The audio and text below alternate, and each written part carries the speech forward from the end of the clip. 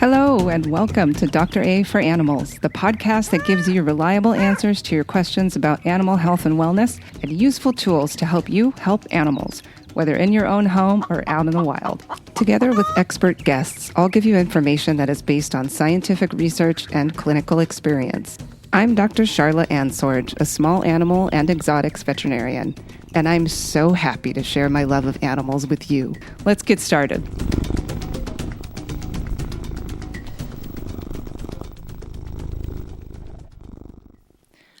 Welcome to episode 3 of Dr. A for Animals. We're going to talk about parrots today. This is the Basic Parrot.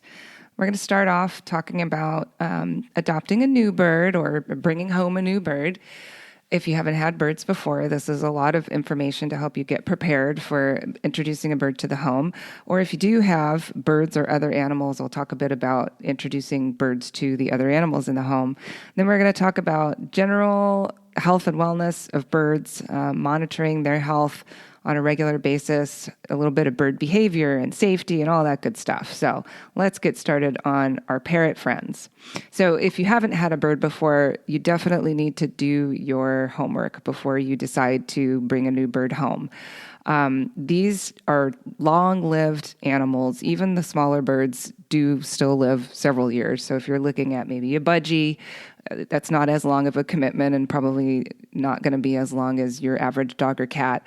If you're looking at a larger bird, even a kind of medium-sized bird like a Senegal parrot or a kaique, these birds can live 30 to 40 years. So that is a pretty decent commitment. And the largest parrots, the Amazons, macaws, cockatoos can live 70, 80, even longer.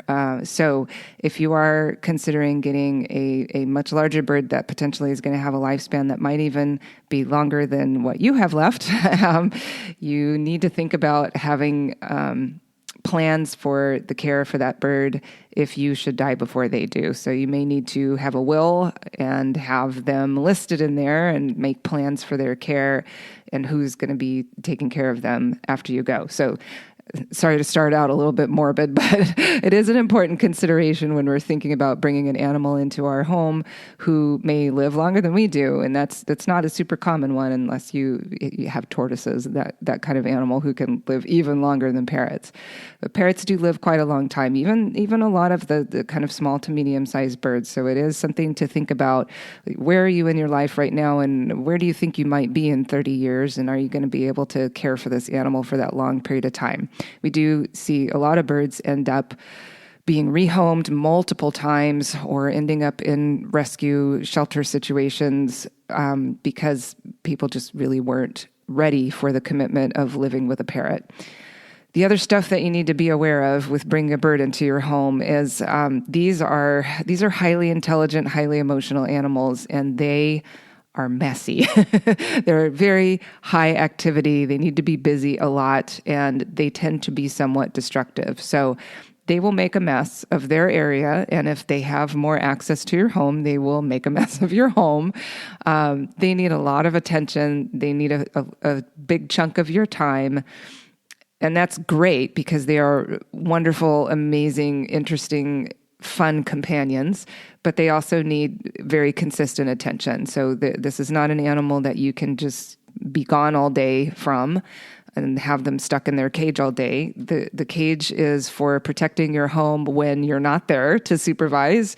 If you are going to have birds in your life as part of your family, they should not be in their cage all the time. So we shouldn't be thinking of these animals as animals that live in cages. That's not healthy for them, for their mental health or their physical health. They need to be out of their cages a lot. So they are going to make a mess and you are going to have to clean it up because they won't. So be prepared for that. Birds can have very complex behaviors, and we'll talk about a little bit of that kind of stuff later on in this episode.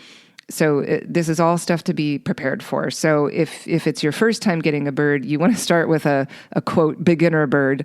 There are some bird species that are a little bit easier to manage, tend to be the smaller bird species like budgies, cockatiels, and those two groups in particular I would consider more along the lines of an actual domesticated bird, although that's still kind of up for argument.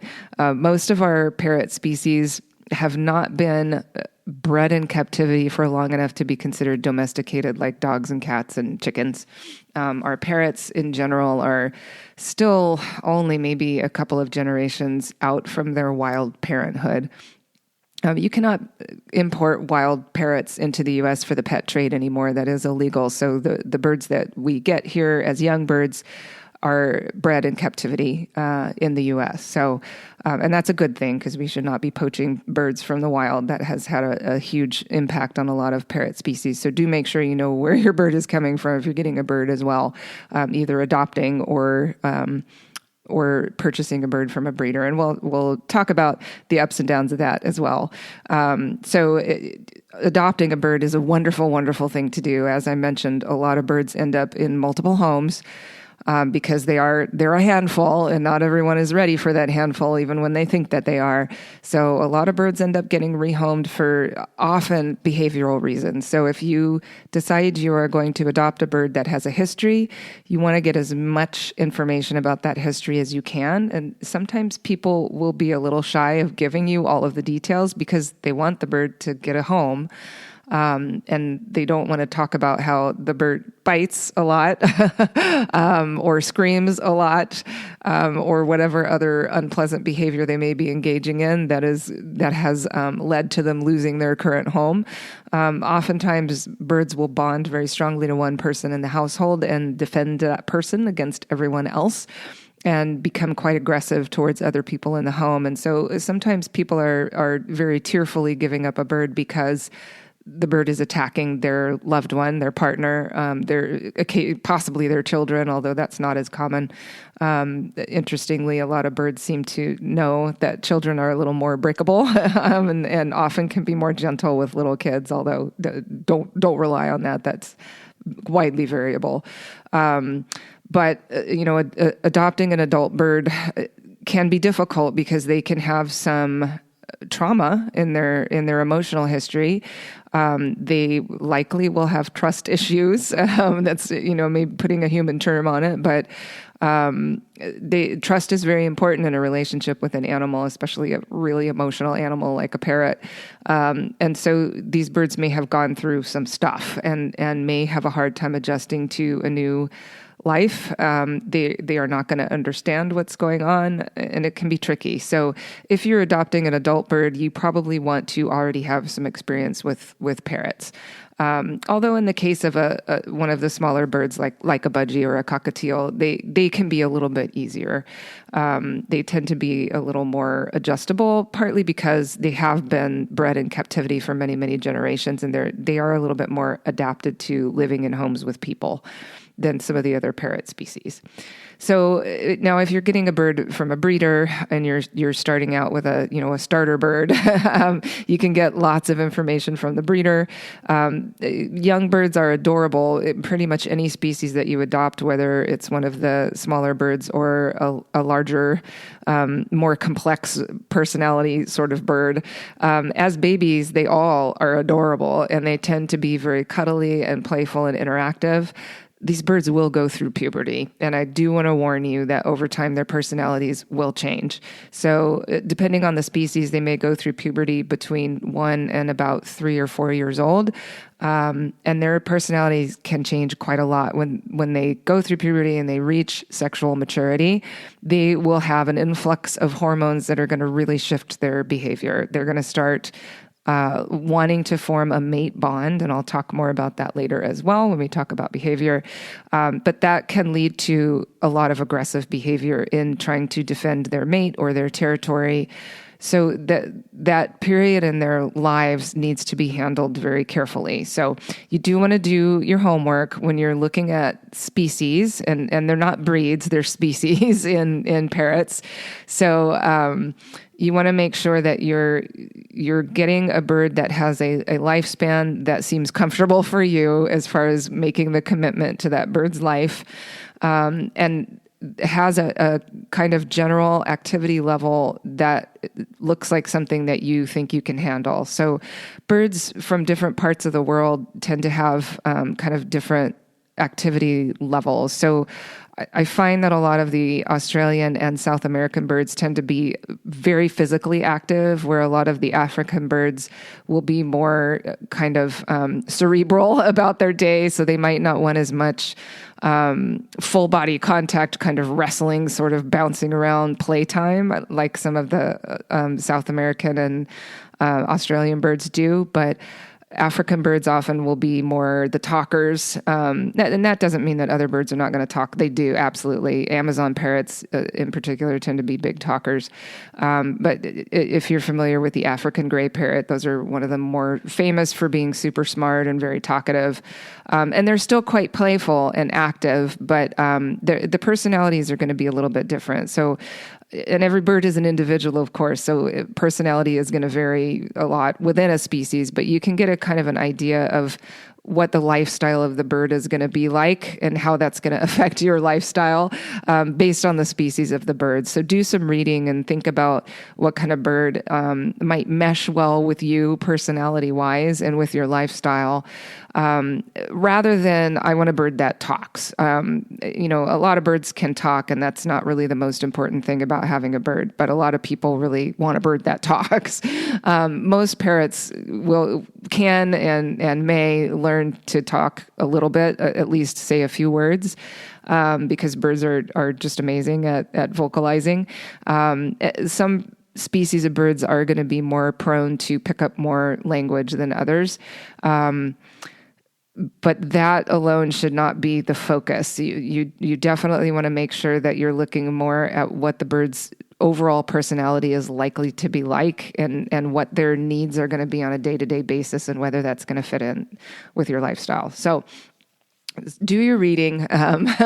Don't pick a bird for their beautiful color alone, because they're probably the more colorful and fabulous they look, the more of a challenge they're going to be. So some bird species can be quite challenging, and certain individuals can be extra challenging, given what they may have gone through in their lives. And then, of course, we've talked about this a bit on the first couple of episodes too, but make sure that you're preparing financially for husbandry needs. So your basic day-to-day food, meds, housing, all of the supplies that you're going to need, and the medical care that your bird is going to need just for preventive health care, and the possibility that if they get sick or they get injured, that you're going to be able to take care of them. So be thinking about that as well as you're planning to bring a new bird into your home. And if you are bringing home an adult bird with some history, and even with baby birds that you're getting from a breeder, get as much health history as you can. So that you know how to prepare for that particular individual. If you're considering adopting a special needs bird that has mobility issues or other health issues, get all the details that you can and make sure that you're preparing in advance for how to modify the environment and your daily schedule for that bird's health management. And if you are planning on doing that, thank you. You are an amazing, wonderful human being. So now, if you have other animals at home, you got to remember parrots are prey species. They also are equipped with an incredibly strong beak. So they can do a lot of damage themselves, but they also are at risk from other animals in the home, including other birds. So birds that get into a tussle with each other can do a heck of a lot of damage to each other. They can inflict potentially fatal wounds on each other. So do make sure that you are preparing for safety when you're planning to introduce a bird into a home with other birds, or mammals or any other animals in the house. So if you have other birds in the house, ideally you want to get some lab work on the bird that you're adopting. So if you're adopting from another person or from a breeder, in a breeder situation, if you can look at the birds and the environment that they're being raised in, if you can, have a little bit of a tour of the area where the birds are being raised so that you can see that it's clean. None of the animals look sick or depressed, fluffed, sitting low, or, lying down a lot and looking very low energy, that kind of thing. If you're seeing signs that the animals in the breeding facility don't look super healthy, you probably don't want to bring that bird into your home with other birds. You won't necessarily need, blood work and that sort of thing on a baby bird. But if you're adopting an adult bird, I recommend that you try to have some vet medical records with a blood panel within the month or two before bringing that bird into your home, so that you can see there aren't any clear signs of serious illness. And regardless of that, I still recommend an isolation period between birds. If you're bringing a new bird into your home, you want to try to keep the physical separation, so keep the birds in completely separate rooms, ideally for a month. Now, I know that can be hard, and that's been hard for me too, bringing new birds into my home, but a minimum of 2 weeks, so that you have time to monitor that bird in the new environment. And if there is any kind of underlying illness going on with that bird, you're giving it a chance to show itself. So you want that illness to declare itself before you go and allow contact between the new bird and your existing bird or birds. So, if it's a baby bird that came from a really clean, fresh environment and you really don't have any concerns, and especially if the breeder can provide you with medical records, or if, a previous family is providing you with medical records that show, yeah, this bird looks very healthy, you're probably fine with a 2-week isolation period. You're going to let those birds hear each other, and then you're going to start with visual context you can do that after a few days, visual contact. After a few days, you can start showing the birds to each other from afar, so they can see each other and go, oh, there is another bird in the house that I'm hearing talking over there. Once you've had some visual contact over those couple of weeks, then you can start with some very closely supervised, closer contact. I would start with having the birds maybe across the room from each other. So now they're seeing each other up close. They're able to actually vocalize back and forth, watch each other. And then you can start allowing closer contact where you're holding the bird. So ideally, if you have another person, so one of you can have one bird on your hand, the other has the other bird on the hand, and you can start letting them start to interact a little bit and see how they respond to each other.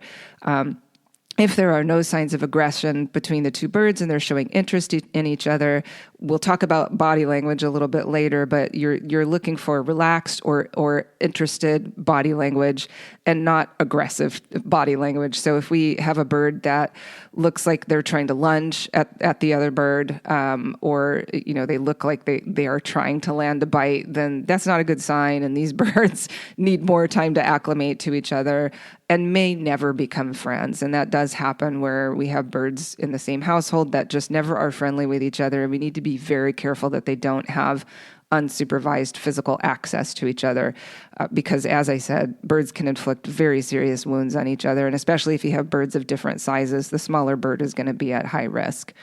But if they are showing signs of interest where they maybe want to sit next to each other, they might think about doing a little bit of preening of each other. That's great. You're probably going to have birds that are going to become friends. And that can take a lot of time. So if you have birds that are just kind of like, okay, well, I'm all right with that bird being nearby.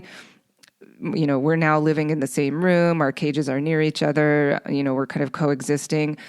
It may take a few weeks or even a few months before they decide they're going to really approach each other and maybe start doing some preening and that sort of thing. And that's fine, as long as they're not showing any signs of being tense or potentially aggressive with each other. Then they can start hanging out together, foraging together, doing some fun stuff.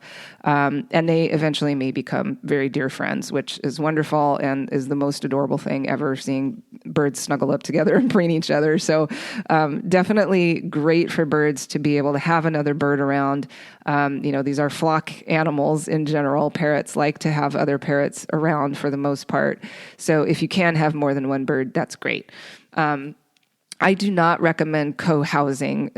When we have parrots being confined in captivity and living in a cage together, even birds that have been living together in a cage for years often have an aggressive bout occur where one bird gets very severely injured. I've seen this happen so many times. It always comes as a shock to the family because it's often in birds that get along just fine.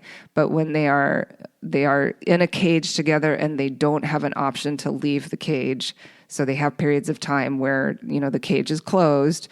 When stress starts to happen and they decide to take it out on each other, there's no escape for them. So where in the wild, if they were starting to have stress, one bird was bugging the other, anything like that, the other bird could just go fly away. And hey, I'll come back later when you're in a better mood, dude. They don't have that option when they're stuck in a cage together. And so they end up having a horrible, horrible physical fight. So I don't recommend co-housing even for birds that appear to get along very well because they need time away from each other.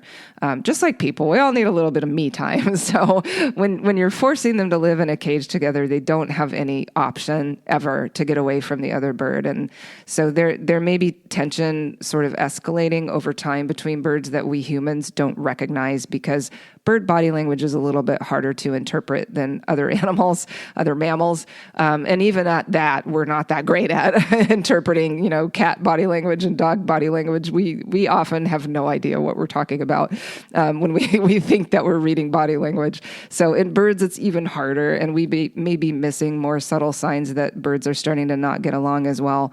And even if they are still getting along great, there may be moments when they don't. And if that moment happens to occur when they're stuck together, that could lead to catastrophic injuries for one or both of the birds. So they should have their own cages. Now, if we're talking about, flocks of finches and that sort of thing, that's a little bit of a different situation, but we're not really going into that today. I really am just focusing on parrots for today.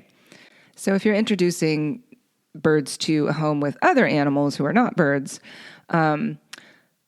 ideally, you probably don't want to get a very small bird if you have a home with large predator animals like dogs and cats, unless you can absolutely be certain that you can ensure physical separation without compromising that bird's access to social activity and attention. So you don't want to be just keeping the bird in a bedroom all the time with the door closed to keep them away from the dog and cat if that means the bird's not going to be getting any attention. Birds are so social. They need a lot of attention. So they can't be just put away in some room of the house. So if you're bringing a bird into a home where you have dogs and cats, you want to know your dog and or cat so well that you know that they're not likely to go after the bird, or you want to be adopting a big enough bird that they probably are not at high risk.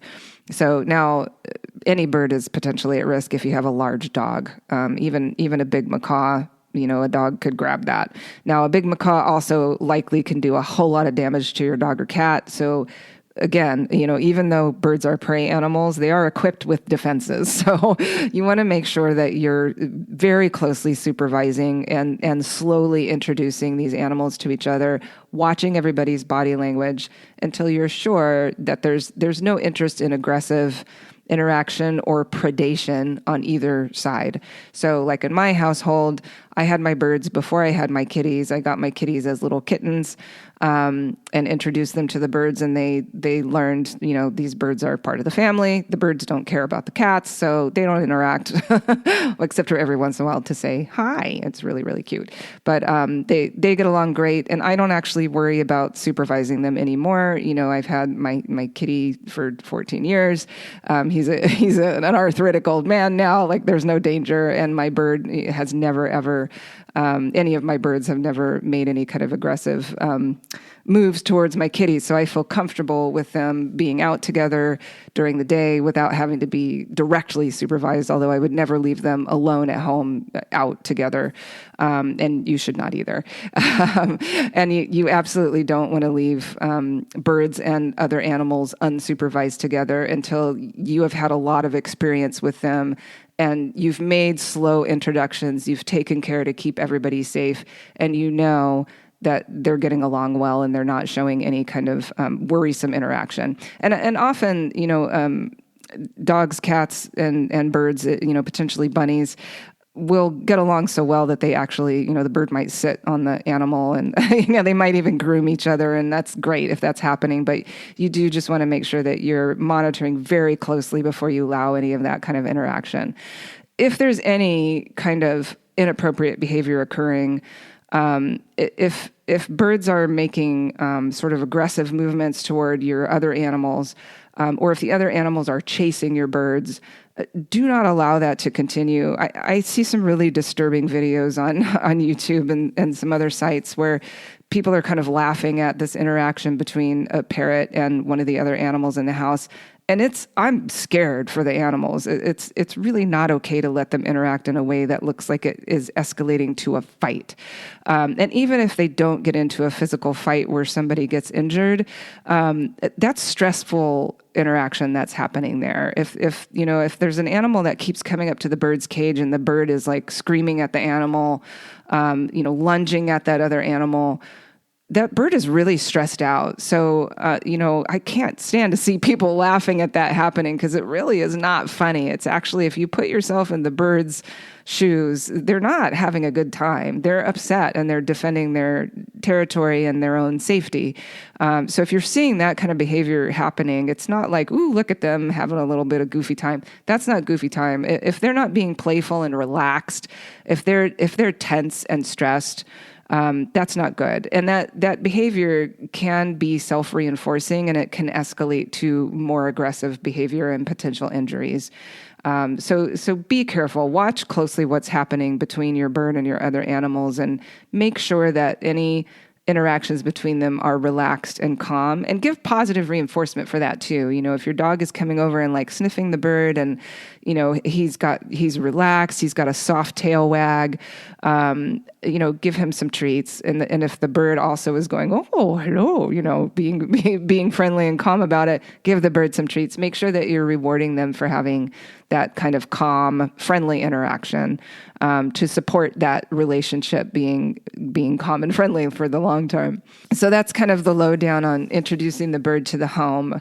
That's not an exhaustive list of things to do, and I'm sure questions will come up, and we can certainly go into more detail about this in later episodes. But I do want to talk about just setting the bird up for success in general. So one of the other things that you need to make sure you're doing your research on is proper housing for your bird. So you are going to need to keep your bird in some kind of a cage because, as I mentioned, they will do damage. So if they're out loose in your house, they're going to find something to chew on that you don't want them to chew on, and they are going to chew it to death.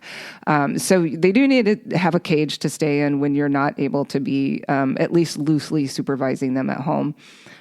You want to get the largest size cage that you can. Whatever you can fit in your space, get the biggest thing that you can, because they're going to spend a decent amount of time in there. If you have to work away from home, if you're going to have days where you might be gone for a lot of hours, they're going to be spending a lot of time in there. So they do need to have a lot of space to move around. You want them to have a variety of perches of different diameters and different materials and that sort of thing. You want them to have lots of toys in there. So make sure that there's plenty of room. And then you also need to look at the spacing of the cage bars and make sure that you're getting the right spacing for your species. And this is variable, so I'm not going to go into all the details here, but you can, once you've decided on the species of bird that you're going to be getting, that you can do a little bit of research to look into, do you need 3/4 spacing? Is 1 inch spacing right? And then you can start looking at the appropriate cages for your species of bird. And often, people in the supply stores or the companies that are selling the cages can be really helpful with helping you decide which one to get. You want to make sure that you get, the right height and width for your species. Nothing painted. You want powder-coated metal or stainless steel. So no paint. Even if it says it's non-toxic paint, the birds are going to chew on the paint. And even if it's so-called non-toxic, it's not good for them. So we don't want any kind of a painted cage. So powder-coated metal or stainless steel is great. Stainless steel tends to be a lot more expensive. Powder-coated metal cages are the most common that you'll find. So I have seen a few smaller cages that are ceramic coated, and that should be fine as well for smaller birds. Larger birds are going to be able to chip through that ceramic, so you don't want that either. But for smaller birds, you probably can get away with a ceramic coated cage. You also want to pick an ideal spot in your house. So we don't want birds to be isolated, like I mentioned before. So we don't want them sort of locked away in a bedroom away from everybody else. They need to be in an area of the house where they're going to be getting a lot of attention, not tension. But you don't want, especially with a new bird that's first moving into your home, you don't want them in a super high traffic area because that could also be stressful. So you want to make sure that you have kind of a nice balance between, they can see everyone on a regular basis. They're getting attention as much as possible throughout the day, but they're not right next to a door or right next to a hallway where people are going to suddenly appear in front of them over and over again, or a door is going to be moving right next to their cage because that can be scary for them. So you want them in an area where they're going to feel safe and not stressed by a ton of activity, but they're going to get a lot of social activity. Having a window view is ideal as well. So if they can be getting some natural light through a window, that's really helpful for them, but they should not be located directly in the window.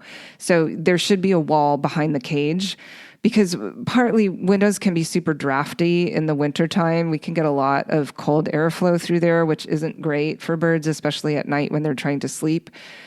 Also, if there's direct sun on a window, we don't want them just stuck in the direct sun. They need to be able to get out of the sun. So having a wall behind the cage and a window across from it or nearby so that they can actually see out the window is great. Now, you do also want to be careful if you have a lot of large birds outdoors, like crows or ravens. Make sure that your bird is feeling safe. So they're not like right in the window where birds are flying by. I actually had a Cooper's hawk fly right at my window because he saw my birds in there. Scared the heck out of all of us. But luckily that's not been a repeat situation. So I put those bird stickers on the window that are ultraviolet. So you can barely see them. They're clear, but they are ultraviolet. And birds outside can see the ultraviolet light. So that is a nice deterrent to keep birds from trying to fly into your window and eat your parrots. That was a pretty scary situation. So think about that kind of thing too. If you do have a lot of wildlife in your area, that your bird isn't going to be constantly threatened by, ravens flying by or something like that. So inside the cage, it's nice to have a little bit of a cozy spot, but there are pros and cons to this. So some birds do really like to sleep in a little fluffy hut. My birds have always really enjoyed their fluffy huts and sleep in them at night, and I like for them to have that comfort when they want to really snuggle up. If you have a bird who has a super strong reproductive drive, they may treat a cozy spot like that as a nest or potentially a mate. So if you're seeing that kind of behavior where they're defending their bed and they're getting aggressive around the cozy hut or that sort of thing, that might not be a great idea for that particular bird. You might want to try just a flat perch that they can kind of relax on a little bit more, but not something like soft and cozy and enclosed. It does depend on the bird, and getting to know your bird a little bit better is going to help you to decide whether it's a good idea for them to have that or not. Most birds, I think, if we're providing lots of other behavioral enrichment and, all of the other things that I'm going to talk about later in this episode, we're probably fine to offer them a cozy spot like that. And like I said, all of my birds have always had a little cozy hut to sleep in. And I think it's really nice for them to have. But out in the wild, they wouldn't have a cozy spot. So it's not the end of the world if you have a bird that's behaving badly in regard to a cozy, fluffy bed. It's not something they have to have. As long as they have comfortable perches and they have, kind of a cozy corner in the cage where they are choosing to go to sleep, they don't have to have something like that. They do need to have a variety of perches. You want to make sure that you're getting the right diameter of perch for the size of your bird. So they should be able to wrap their toes about 3/4 of the way around a perch, but you also want some variability there. So a few larger ones, a few smaller ones, and then a bunch that are kind of in that middle, perfect sweet spot. And you want to use a variety of materials. So, wood, of course, is ideal in general, but you don't want just those polished wood dowels that have no texture, that are just perfectly smooth. I would say you don't need any perches like that in a bird's environment whatsoever, because those are not ideal for their feet. You want the manzanita perches that are kind of bumpy, that have a variable diameter through the length of the perch. And some that are sanded and maybe some that are still kind of glossy, shiny. You can do the braided rope perches. Those are great too. They're bumpy, but they're a little bit soft.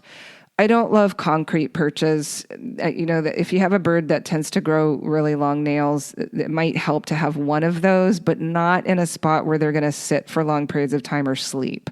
You don't want them staying on those rough, like sandpaper or concrete bumpy perches for long periods of time. That might be a decent perch to have in a spot where they're using it to get from one place to another, and so it can help to wear down their nails, but we don't want them sitting on a perch like that for a long period of time. So as far as perches that are next to their dishes or in a spot where they're going to sleep or hang out a lot when they're relaxing, you want those to be the kind of bumpy wood, or the braided rope perches and that sort of thing. So the reason for that is that they need to not be putting a lot of weight on one spot on the foot, because it will wear down that area of the foot and can actually cause pressure sores on the foot.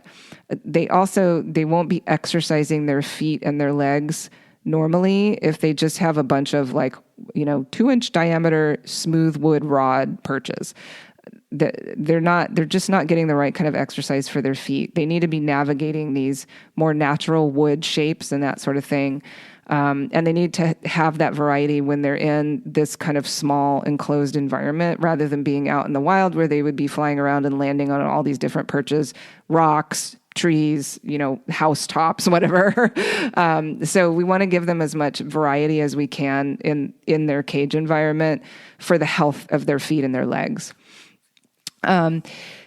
Cage covers are not absolutely necessary, though they can be really nice. So I like to use a cage cover partly to signal to the bird, okay, it's bedtime now. We're going to cover. You get darkness. It's quiet time. We're going to go to sleep. And I find that works really, really well for helping birds to just make that transition into bedtime. And birds tend to be very quiet during the night. So the cage cover, for one, it blocks out light, which is really helpful, especially if we're still up in our home and we still have lights on. If you can have your bird in an area where you can turn out the lights in that room, put the cage cover over, if the bird needs to go to bed before you're ready to go to bed, it will help them to be able to have a good, peaceful sleep.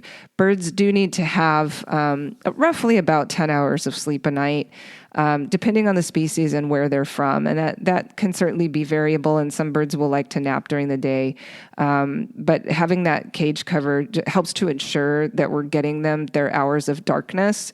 And blocking a little bit of, airflow. I mean, we don't want to block all airflow, of course, but if there's a little bit of a draft in the house, if it's cooler during the winter, the cage cover can just help to, retain heat for them, because most of these birds are tropical species that come from much warmer environments than a lot of us live in. Although if you do live in a really warm place, you probably really don't need to worry about cool breezes during the winter. But, if you live where I do in the Pacific Northwest, it gets pretty darn chilly in the winter.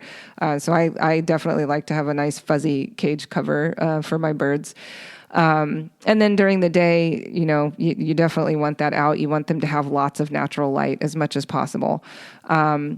Some people use a separate sleeping cage for the bird, and so they'll have them in a separate room with a smaller cage, and that's just for sleeping in. There are pros and cons to this. Some birds will end up treating that as a nest, and if they're doing that and they're developing these kind of matey type behaviors, nesting behaviors, that it's not a good setup. But if you have a home situation where, maybe there are a lot of people that live there, or it's a noisy group of people, or you tend to be night owls and you really need the bird to be able to go to sleep at, 9:00 or something like that. If that's the best option so that the bird will have quiet sleeping time, that might work out well to have a separate sleeping cage in a different room of the house. In general, I think it's better to not do that, only because it can encourage that sort of mating behavior, and they will often treat it like a nest, and we really don't want them to develop that type of behavior. So in most cases, I would say we probably don't want to have a separate sleeping cage. But you have to do what's right for you, what's going to work best in your home environment. So it is probably fine for a lot of birds. So we also need to look at our food dishes and what they're made of and all that kind of stuff. So you want to make sure that you're getting the right size dishes for your bird, of course. We don't want dishes that are so deep for a smaller bird that they potentially are going to fall in. That can happen. They can get stuck in there, especially if there's a time when they're not feeling super great. A bird can drown in a pretty small amount of water. So we want to make sure we're using the right size dishes, not super deep for most birds, big enough for bigger birds for sure. And if you have a bird who's going to be bathing in their water dish, which is what some birds prefer, you want to make sure that it's a good size for them to be able to get in and take a bath. And then you're going to need to keep that water nice and clean. You want stainless steel or ceramic dishes, ideally. Avoid plastic. Plastic is going to build up way too much bacterial nastiness, and birds make a mess. They're going to make a mess of their dishes. So you want to be able to keep those dishes really nice and clean. I recommend having a couple of sets so that you can throw them in the dishwasher and make sure that they're getting a nice, hot, steamy clean as often as you can, or you're making sure to wash them every time that you're putting fresh food in. So daily washing dishes out. You're probably going to need multiple dishes for like their dry kind of base diet. We're going to talk about this more later, but most birds are going to be eating kind of a pelleted diet and then also fresh food, and you don't want to mix those two together. So they need a separate dish for their fresh foods that they're going to be eating and a separate dish for water. And think about foraging options as well. So birds in the wild spend a lot of time just looking for and managing their food. So once they've found a good supply of food, maybe nuts growing in a tree, they got to do a lot of work to get at the nuts. So we kind of take that away from them when we put them into a home environment and we feed them out of dishes. And those are really important behaviors for them to go through. So there are lots of toys that you can get that have kind of, levers that they can pull and little hidden doors or sliding doors that they can get food out of. And those are really fun to incorporate for their food. You can also get hooks and clips that you can hang food from on the bars of the cage. And those are great to add to. You can, do kind of a kebab of like fruits and veggies and, hang it from somewhere so they can go at it like it's hanging from a tree. So incorporate those in as well, and instead of relying entirely on dishes for their food. And then, as far as diet, you also want to make sure that you're doing that homework and you're getting the right diet for your bird. So a lot of birds that are coming to us from another home have been eating seeds their whole life. And I hope with all the education that avian vets have been trying to do over the years that we've converted more people to healthier diets for their birds. But a lot of birds out there are still eating an entirely seed-based diet, and this is not a good diet for parrots in general.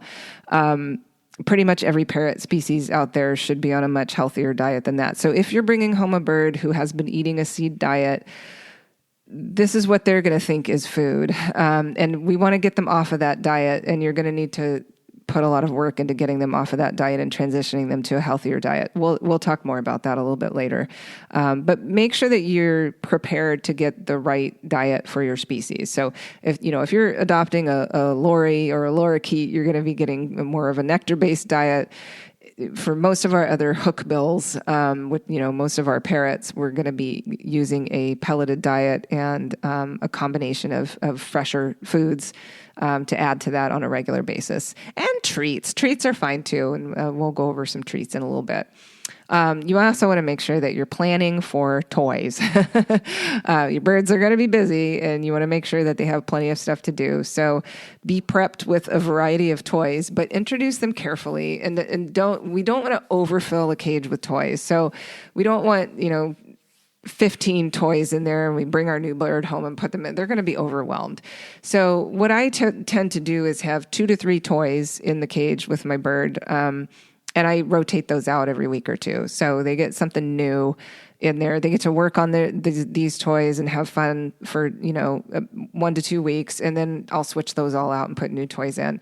And then also on top of that, they're getting all kinds of other fun stuff. I'll set up a foraging box, like an egg crate stuffed with treats and things that are wrapped in paper, other little boxes for them to chew up and shred and things like that, wine corks, all kinds of fun stuff. So there are lots of cheaper things that you can use for toys. I have all of my friends and family donate wine corks on a regular basis because my birds love chewing up the wine corks, and you can stick them between the bars in the cage, and you can wrap them up in other toys and all kinds of fun stuff like that.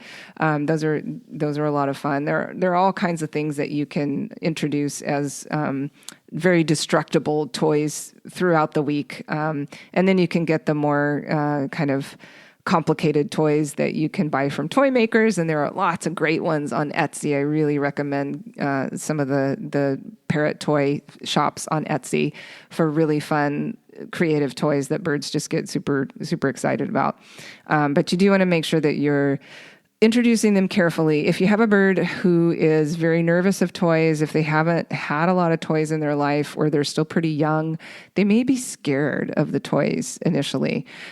So what you need to do if they have this, it's called neophobia. It's very common in birds. Anything that's new and different in their environment can be really scary for them. What you want to do is introduce it from across the room so they can see it for a couple of days, and then gradually move it closer and closer. So you gradually are going to move it to, maybe there's a table next to their cage. You're going to put it there for a couple of days. And then when they're not reacting to it and they think it's fine, you can maybe hook it on the outside of the cage. And once they maybe come near it, they're sitting next to it from inside, or they go to check it out when they're climbing around on the outside of the cage, then you can go, all right, we're going to put this inside. So you sometimes may need to take a week or so to introduce new stuff.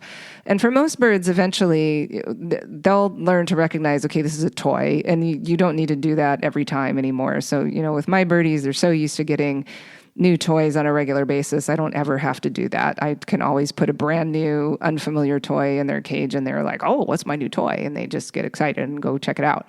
Or they go, oh, there's a new toy, big deal. I'm not going to play with that. That's so annoying.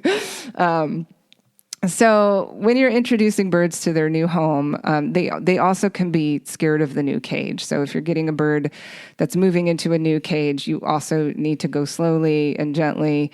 You may need to wait to put the toys in at all. You don't want to flood the bird with a bunch of new stuff. So if they're nervous about even just going into the cage, you may need to use like whatever cage they've been in, even if it's a smaller one. You may need to use that for a few days and have it right next to the new cage until they're getting more comfortable with the look of it. They realize that everything is calm and relaxed and it's not scary, and then you can move them into the new cage.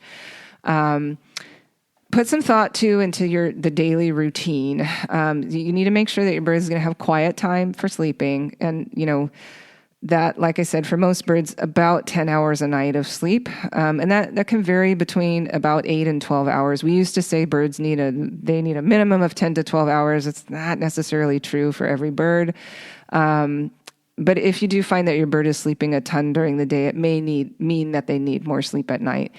It's like I said, it's okay for birds to nap during the day. They do it in the wild. It's totally normal. So if your bird is napping some during the day, that's fine. But if you find they're sleeping quite a lot, it may be that they're not getting enough nighttime sleep. So make sure that you're getting in that window of somewhere between 8 and 12 hours of dark and quiet a night.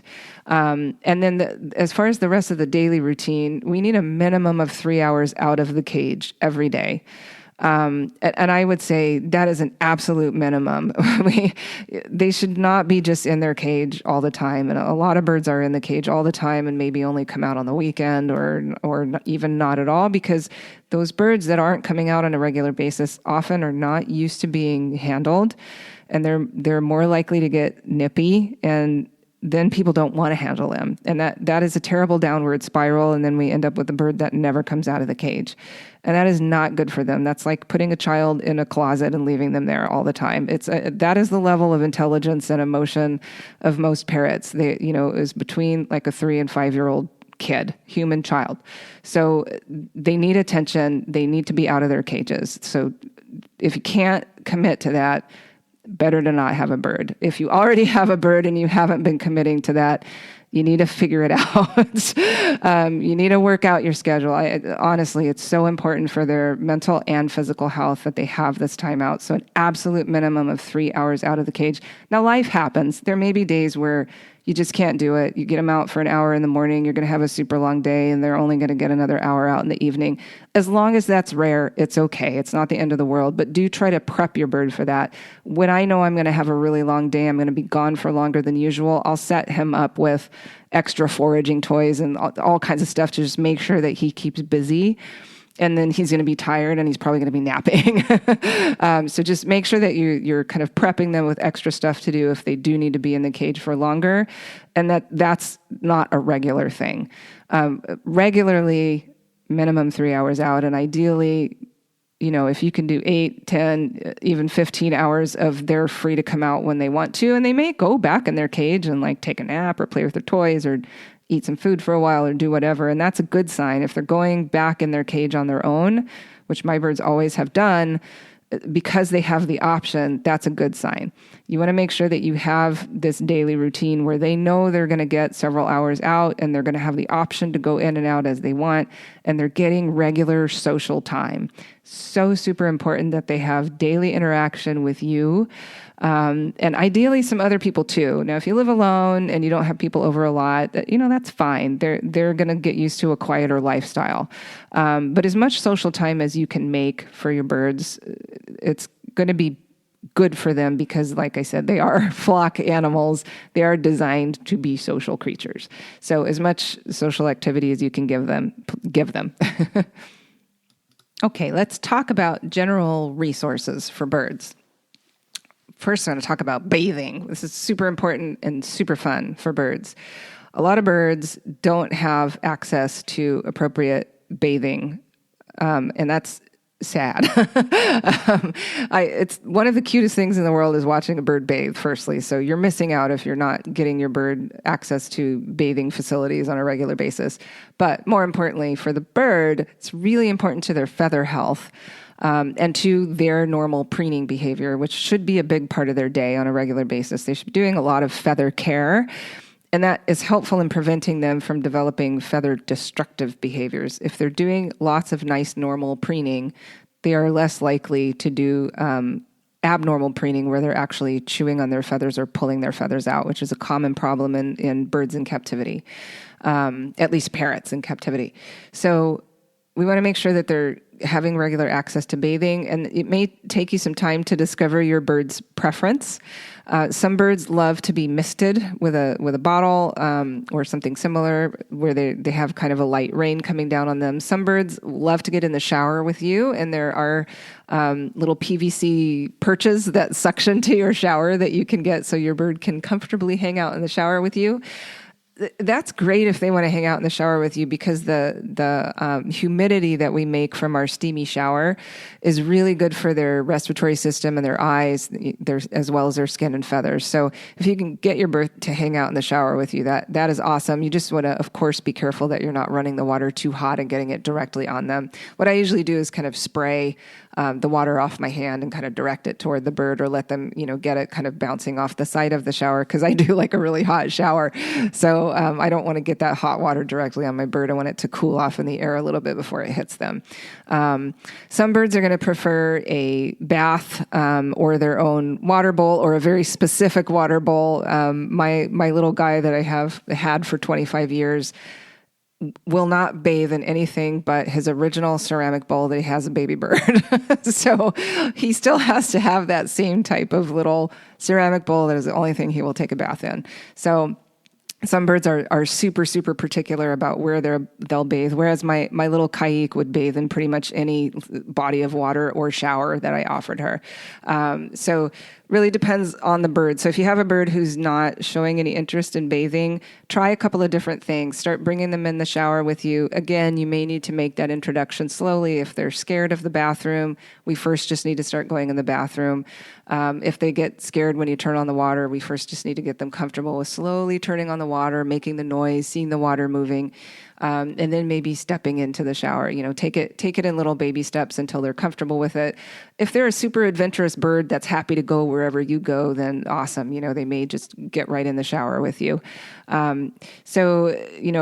Showers, mist bottles, offer them a big shallow dish. I sometimes use like a planter dish, for a plant pot, because those are nice, kind of like 2 inches deep and nice and shallow, but wide, so the bird can kind of stretch out and flap. And then, a little dish like my bird Miles prefers is also an option. So just make sure that your bird is getting some bathing done. Now, if they're a bird that is just not interested in it, you're going to need to kind of do it for them and just, maybe use a mist bottle and maybe once a week at least, give them a little bit of a spritz so they get at least a little bit wet. Ideally, we want them to get kind of almost soaked. When a bird is doing a bath on their own, they get pretty darn wet, and that's what we prefer. If you have a bird that just really doesn't like it, you're just going to kind of have to do it. Get them as wet as you can get them before they get really annoyed with you, so that they will be able to maintain their feather health and do that healthy, happy preening. Hopefully your bird likes to take a bath. Most of them do, but every once in a while we see a bird that just really isn't into doing a bath. So, and again, that getting wet like that and getting water kind of in their face, getting misted and that sort of thing, that is also good for their respiratory system, keeping their nares clean and that sort of thing. Nares are nostrils, keeping those clean, that's also really important and really helpful.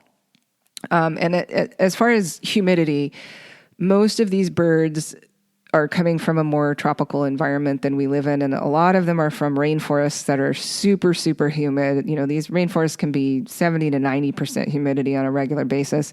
Most of us live in homes that are like 30 to 50% humidity. So especially in the winter when we're running heaters really dry out the air. And if you have air conditioning, that also will dry out your air. So if you're running that kind of stuff, you have forced air sort of thing going on, be aware it's drying out your air a lot. And if you have a bird who's acting kind of itchy or they sneeze frequently, it can be just because your air is super dry. And a lot of times we'll see it more in the winter because the heaters dry out the air so much. I see this in dogs and cats as well, where we'll have either eye issues, respiratory issues, or skin issues with itching. And a humidifier can solve that. So you may need to run a humidifier near where your bird's cage is. That may be seasonal depending on where you live and if you're running AC or heat, or it may be all the time if you live in the desert. So think about that as well, in addition to offering the bathing. So another important resource for birds is light. And our home lighting can be a bit of a problem for birds. So birds have a very different visual system than mammals do, and they have a very fast flicker rate. And the flicker rate is basically how fast you can see. So most of our light bulbs that we use flicker, but they're flickering so fast that we humans cannot see the flicker, and it looks like a steady beam of light to us. But for birds, a lot of those lights are flickering slow enough that they can see the flicker. So to them, it looks almost like a strobe light. And can you imagine how irritating that would be? It's not good for your brain to be. And some people do detect the flicker in, at least in fluorescent lights, which are used in a lot of, industrial lighting. And some people suffer from headaches and other issues, eye strain, all this kind of stuff, because they're detecting just a little bit of the flicker. And we know the symptoms that people have when they're detecting that. It's very uncomfortable, and it's kind of exhausting that people tend to feel really fatigued. And we don't want our birds feeling like that. So we want to try to be very careful about the type of lighting that we use. So I definitely do not recommend using most fluorescent lights because they have way too slow of a flicker rate for birds. So try to avoid fluorescent lights. And unfortunately, I think most LED lights also have a pretty decent flicker rate, but you can actually specifically look for flicker-free light bulbs these days, which is wonderful. So I would do that at least in the room that your bird lives in. And ideally, any room that they're going to be spending a lot of time in, try to specifically invest in flicker-free light bulbs. If you can also get UV light for right near your bird, that is also ideal. So birds do need some exposure to UV light. And just so you know, the glass in your windows is going to block most of the UV wavelength of light that's coming in. So even if they're getting a little bit of direct sun from a window, they're not getting very much UV light. So you can get UV bulbs, and that's great to have one of those near the cage that you run for a few hours a day. It doesn't need to be all day long, but a few hours a day. What's even better is if you can get your birds some outdoor time. And again, it's going to depend on where you live. If you live where I do, the winter time, that's not happening because it's cold and it's dark and none of us really want to go outside. It's wet or snowy. So I might step outside for a couple minutes with my bird on my shoulder where he can fluff up and be, snuggled up on my shoulder, but he's not super thrilled about it. But if you live in an area where you have a lot of pleasant weather, even if it's just during the summertime and you can get your bird outside in a safe way, then having that access to direct UV light is really good for them. Good for their mental health. It's good for their feathers and skin. It's good for them to be able to produce lots of vitamin D. So just like you need some UV light, your birds need some UV light as well. So if you're going to do some outdoor exposure, you do want to make sure that your bird is not going to get startled and fly off your shoulder and then go get caught by a Cooper's hawk or something like that. So we do want to be safe, or they can, if they are flighted and they can fly off and hit a window or something like that, we don't want to risk that. So if you're going to have your bird outdoors, I recommend having like a screened patio or an aviary. If you can do that, that is wonderful. If you can set up a predator-proof aviary, that's a great way to get your bird like flight and outdoor activity. Or you can also get harnesses that are made for birds and train your bird using lots of positive reinforcement and taking little teeny baby steps to accept having the harness placed. And then you can have a little harness and leash, and you can go hang out with your bird outside and make sure that if they do get startled and jump or fly, you've got a hold on them, so they will be safe from you.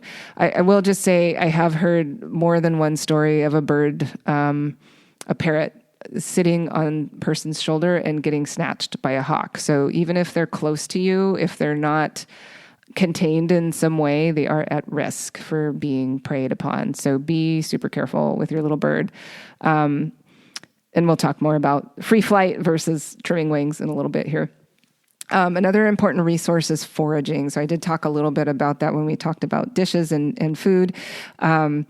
Having foraging opportunities where they can work a bit for their food is incredibly helpful to their mental stimulation, just keeping them busy and keeping them active throughout the day. So there are all kinds of ways to do this. You can do an online search for foraging toys for birds, and you can find all kinds of pre-made toys that have the little compartments and slidey doors and things like that. Those tend to require a little bit of teaching and kind of showing your bird how it works, and they tend to be kind of clear plastic so the bird can see the food inside, and that's great. And a lot of birds will learn to use those and be very good at it. Some birds are not going to take to something that's a little more complicated like that, but you can use all kinds of other toys that you can stick food in. So I get all kinds of just regular toys, but they have little nooks and crannies, and I just wedge, maybe their treats, I'll wedge into there so that they're feeling motivated to go do the work to get them out.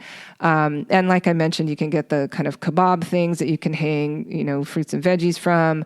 One of the things that my current bird, my 25-year-old boy, loves the best is an empty egg carton. So I use my egg cartons, and I'll wrap treats and stuff and food in little pieces of paper or paper towel, stick those inside there. I'll take a toilet paper roll that's empty and stuff toys inside that and put that inside the egg carton. put all that stuff in there. I'll wedge a couple of wine corks in the little nooks and crannies of the egg carton and give him that. And that keeps him busy for maybe an hour, maybe two. And he'll, if he gets tired of it and he hasn't gotten everything out, he'll go back to it. And so, sometimes we'll get a couple of days of entertainment out of that. But that kind of thing is great for keeping them busy, keeping them engaged, and using those natural behaviors that they have evolved over thousands and thousands of years to use that we're not otherwise letting them use when they're living in captivity. So incorporating foraging into their daily routine is really, really helpful. I highly, highly recommend it. And there are just all kinds of things that you can do. I'll put a link to some information where you can get videos and things specifically about foraging by Dr. Scott Eccles. And these are some really great ideas to help kind of guide you in using foraging daily for your birds. And of course, one of the most important resources is good nutrition. So let's talk a little bit about nutrition. We kind of touched on it a bit ago. But, with the exception of certain birds that have very specialized diets like lories and lorikeets, most of our parrots need to be on a base diet that is a pelleted diet. So the pelleted diets are they're kind of like a kibble for dogs and cats, sort of along the same lines, but typically made from grains and some nuts and things like that. And they are fortified with calcium and vitamin D and other nutrients that birds need in specific ratios in order to be healthy. So those pelleted diets are very good for them. And some people get a little confused about why are we recommending that when in the wild, most of these species would be eating nuts and fruits. It's because the nuts and fruits that we cultivate in our agriculture are so different from the nuts and fruits that these birds would be eating in the wild. So what they evolved to eat in the wild is stuff that's not nearly as sweet or fatty or flavorful, actually, probably, as the stuff that we grow for us to eat. And the stuff that we put in bird seed mixes that you can get in most of the pet supply stores, unfortunately. So those types of seeds, millet and peanuts and sunflower seeds, all that kind of stuff, those are great for treats, but as a base diet, that's sort of like eating chocolate chip cookies all day, all the time. So it's yummy, and a bird that has been eating that all their life is going to be hard pressed to decide, okay, I'm going to start eating, salads and steamed broccoli, basically switching to a pelleted diet. So it can be challenging to transition a bird who has been eating a seed diet onto a pelleted diet. So if you're getting a new kid who hasn't been destroyed by a seed diet already, you do want to start out with a pelleted diet as the base diet. And if you are adopting a bird who has been eating a seed-based diet, talk with your avian vet, hopefully you have, about more details about how to train the bird to start getting onto a pelleted diet. You cannot just give them pellets and not give them seed. They will not even know that that's food, and they won't eat it, and they will starve. So don't even try that. You absolutely will have to keep offering them seed until you can get them to start eating the pelleted food. And you'll have to make that transition and be certain that they're eating the pellets and that they're now recognizing, oh, this is good food too, before you can taper off and discontinue the seeds as any part of the base diet. You can still give some seeds and nuts as treats. It's okay for them to eat. There is still nutrition in the nuts and seeds that we grow. It's not an adequate, balanced, complete diet with all the nutrients that a parrot needs. We just can't. We can't be only giving them a seed-based or nut-based diet. So birds can learn a lot from observing. So one of the ways that I have had people get their bird transitioned off of a seed-based diet onto a pelleted diet is by doing an interaction with them every day where you pretend that you're eating the pellets and that you kind of spread it out on the table and forage for the pellets. And pretend that you're eating it and pretend that it's great, and do it in front of your bird with them there with you, so that they start investigating the pellets and picking them up and eventually start eating them. And sometimes you have to try 3 or 4 different types of pellets from different brands that are very different from each other to find one that the bird will like and will eat reliably. But once you have a bird that's eating a pelleted diet as the base diet, that part of the diet should be 65 to 70% of their total food intake per day. The rest of the food, you want fresh vegetables, fresh fruit, ideally lower sugar fruits like berries. Those are perfect. Legumes, whole grains, and a little bit of nuts and seeds. And that whole conglomerate of everything I just mentioned, a lot of people refer to as chop. And what you'll often do is chop all of that stuff up really small and put it all in together. The smaller you chop it, the less the birds tend to waste. So smaller pieces of food, they'll tend to eat more of it and toss less of it. But there is a lot of individual preference there. So you might need to experiment a little bit with like size and shape of the chunks of fruits and veggies and things that your bird will eat. Don't ever give up. I have seen birds that absolutely refuse to eat something for years and then all of a sudden one day decide to eat it. So always be offering fresh fruits and veggies and, beans and peas, the whole grains like quinoa, amaranth, you can do farro, all those kinds of things, brown rice, in different mixes on a regular basis. And offer that as probably about 20% of the diet on a regular basis, I would say 20 to 25%. And then the rest, that 5% can be, treats that have nuts and seeds and things like that. You also can do something that I find that my bird really loves, and this gets him to eat some of the veggies that he normally will not eat, is I make bird bread. And that bird bread, you can find some really good recipes for bird bread with different bird groups, so you can do kind of an online search for that. But Harrison's Bird Foods makes a mix for one that's also really good. And you can do that one and then add in a bunch of like shredded veggies and that sort of thing if you have a bird who doesn't really want to eat shredded or eat vegetables, but they'll eat bread, because a lot of birds get bread from their people because it's yummy. I mean, who doesn't like bread? So you can bake this stuff at home and make it. I make it on a cookie sheet in little cookies, and then give that as part of the regular daily stuff with the chop. And that gets my birds to eat all of the veggies that they normally won't eat because they're shredded in there and they don't even know it's in there. So that's a great way to add a lot of nutrition. And it's fun for the bird to eat because they'll navigate around the chunks of grains and stuff that are in there, and they'll nibble on all the little bits and pieces, and they tend to really enjoy it. So bird bread, chop, these are really good additions to the pelleted diet to add variety and flavor and just fun times for your bird. So you can use like a frozen veggie mix as part of that, just to kind of make it easier. I mean, that's what I do when I'm in a rush. I have a big bag of frozen bird bread cookies and some other frozen veggies that I add in that I know that he likes, and so that he can kind of pick and choose what he wants that day. And different species of birds are going to kind of gravitate to different types of food more. So some of the African parrots do eat a lot more legumes in the wild, and so they'll tend to like beans and peas more.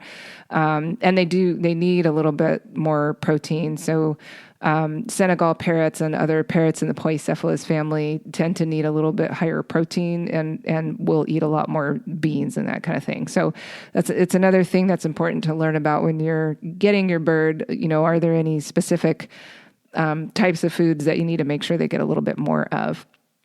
So Fresh water, also one of the most important resources, of course. Your bird is going to make a mess of their water. So you need to be ready and willing to wash water bowls out at least a couple times a day, or anytime you notice that the water has been really soiled. And if you can situate your water dishes in the cage in such a way that the bird isn't perching like right over a water dish and pooping in it throughout the day, please do that. Whatever you can do to minimize them actually taking a dump in their water, because they will. It's going to be better for their health, of course, to not do that. So make sure that you're washing the water bowls out. And I mean washing them, because you'll get a film forming around the lining of the dish if you're not completely washing the dish out. So you can't just dump it and refill it. You can't even just like swish water, rinse it, and refill it. You have to wash it like with pressure and scrub it and make sure that you're getting the surfaces of it completely clean, because otherwise you will get this film of bacteria growing along the surface of the dish. So make sure that you're thoroughly washing water dishes at least twice a day for birds. And if you are finding that they're pooping in their water on a regular basis, then you need to shift something in the cage. What I have to do is put a towel over the top of the cage, because my bird will sit on the top of it and then he'll poop on the dishes that are below. So I have to put a little towel on the top of the cage over where the dishes are to keep him from doing that. And then you still need to change the water regularly, because they're going to do stuff like put their food in there to soften it, which is really cute and fun, but they'll leave some of the food in there. So it'll have bits of food and that kind of thing in it. It's going to get kind of messy. So you need to make sure that you're keeping them nice and clean for their health. And then, our other big resource for birds is just having choices. So having variety every day within a framework of a dependable routine is so important for them. So we need to have this kind of regular routine of, we get up around this time every day, we get our fresh breakfast, we get time out of the cage, and then maybe, the family goes off to work and the bird has some foraging toys to work on and other stuff to do. And then we get home around the same time on a regular basis, and we have out of cage time, and we get some fresh food for dinner.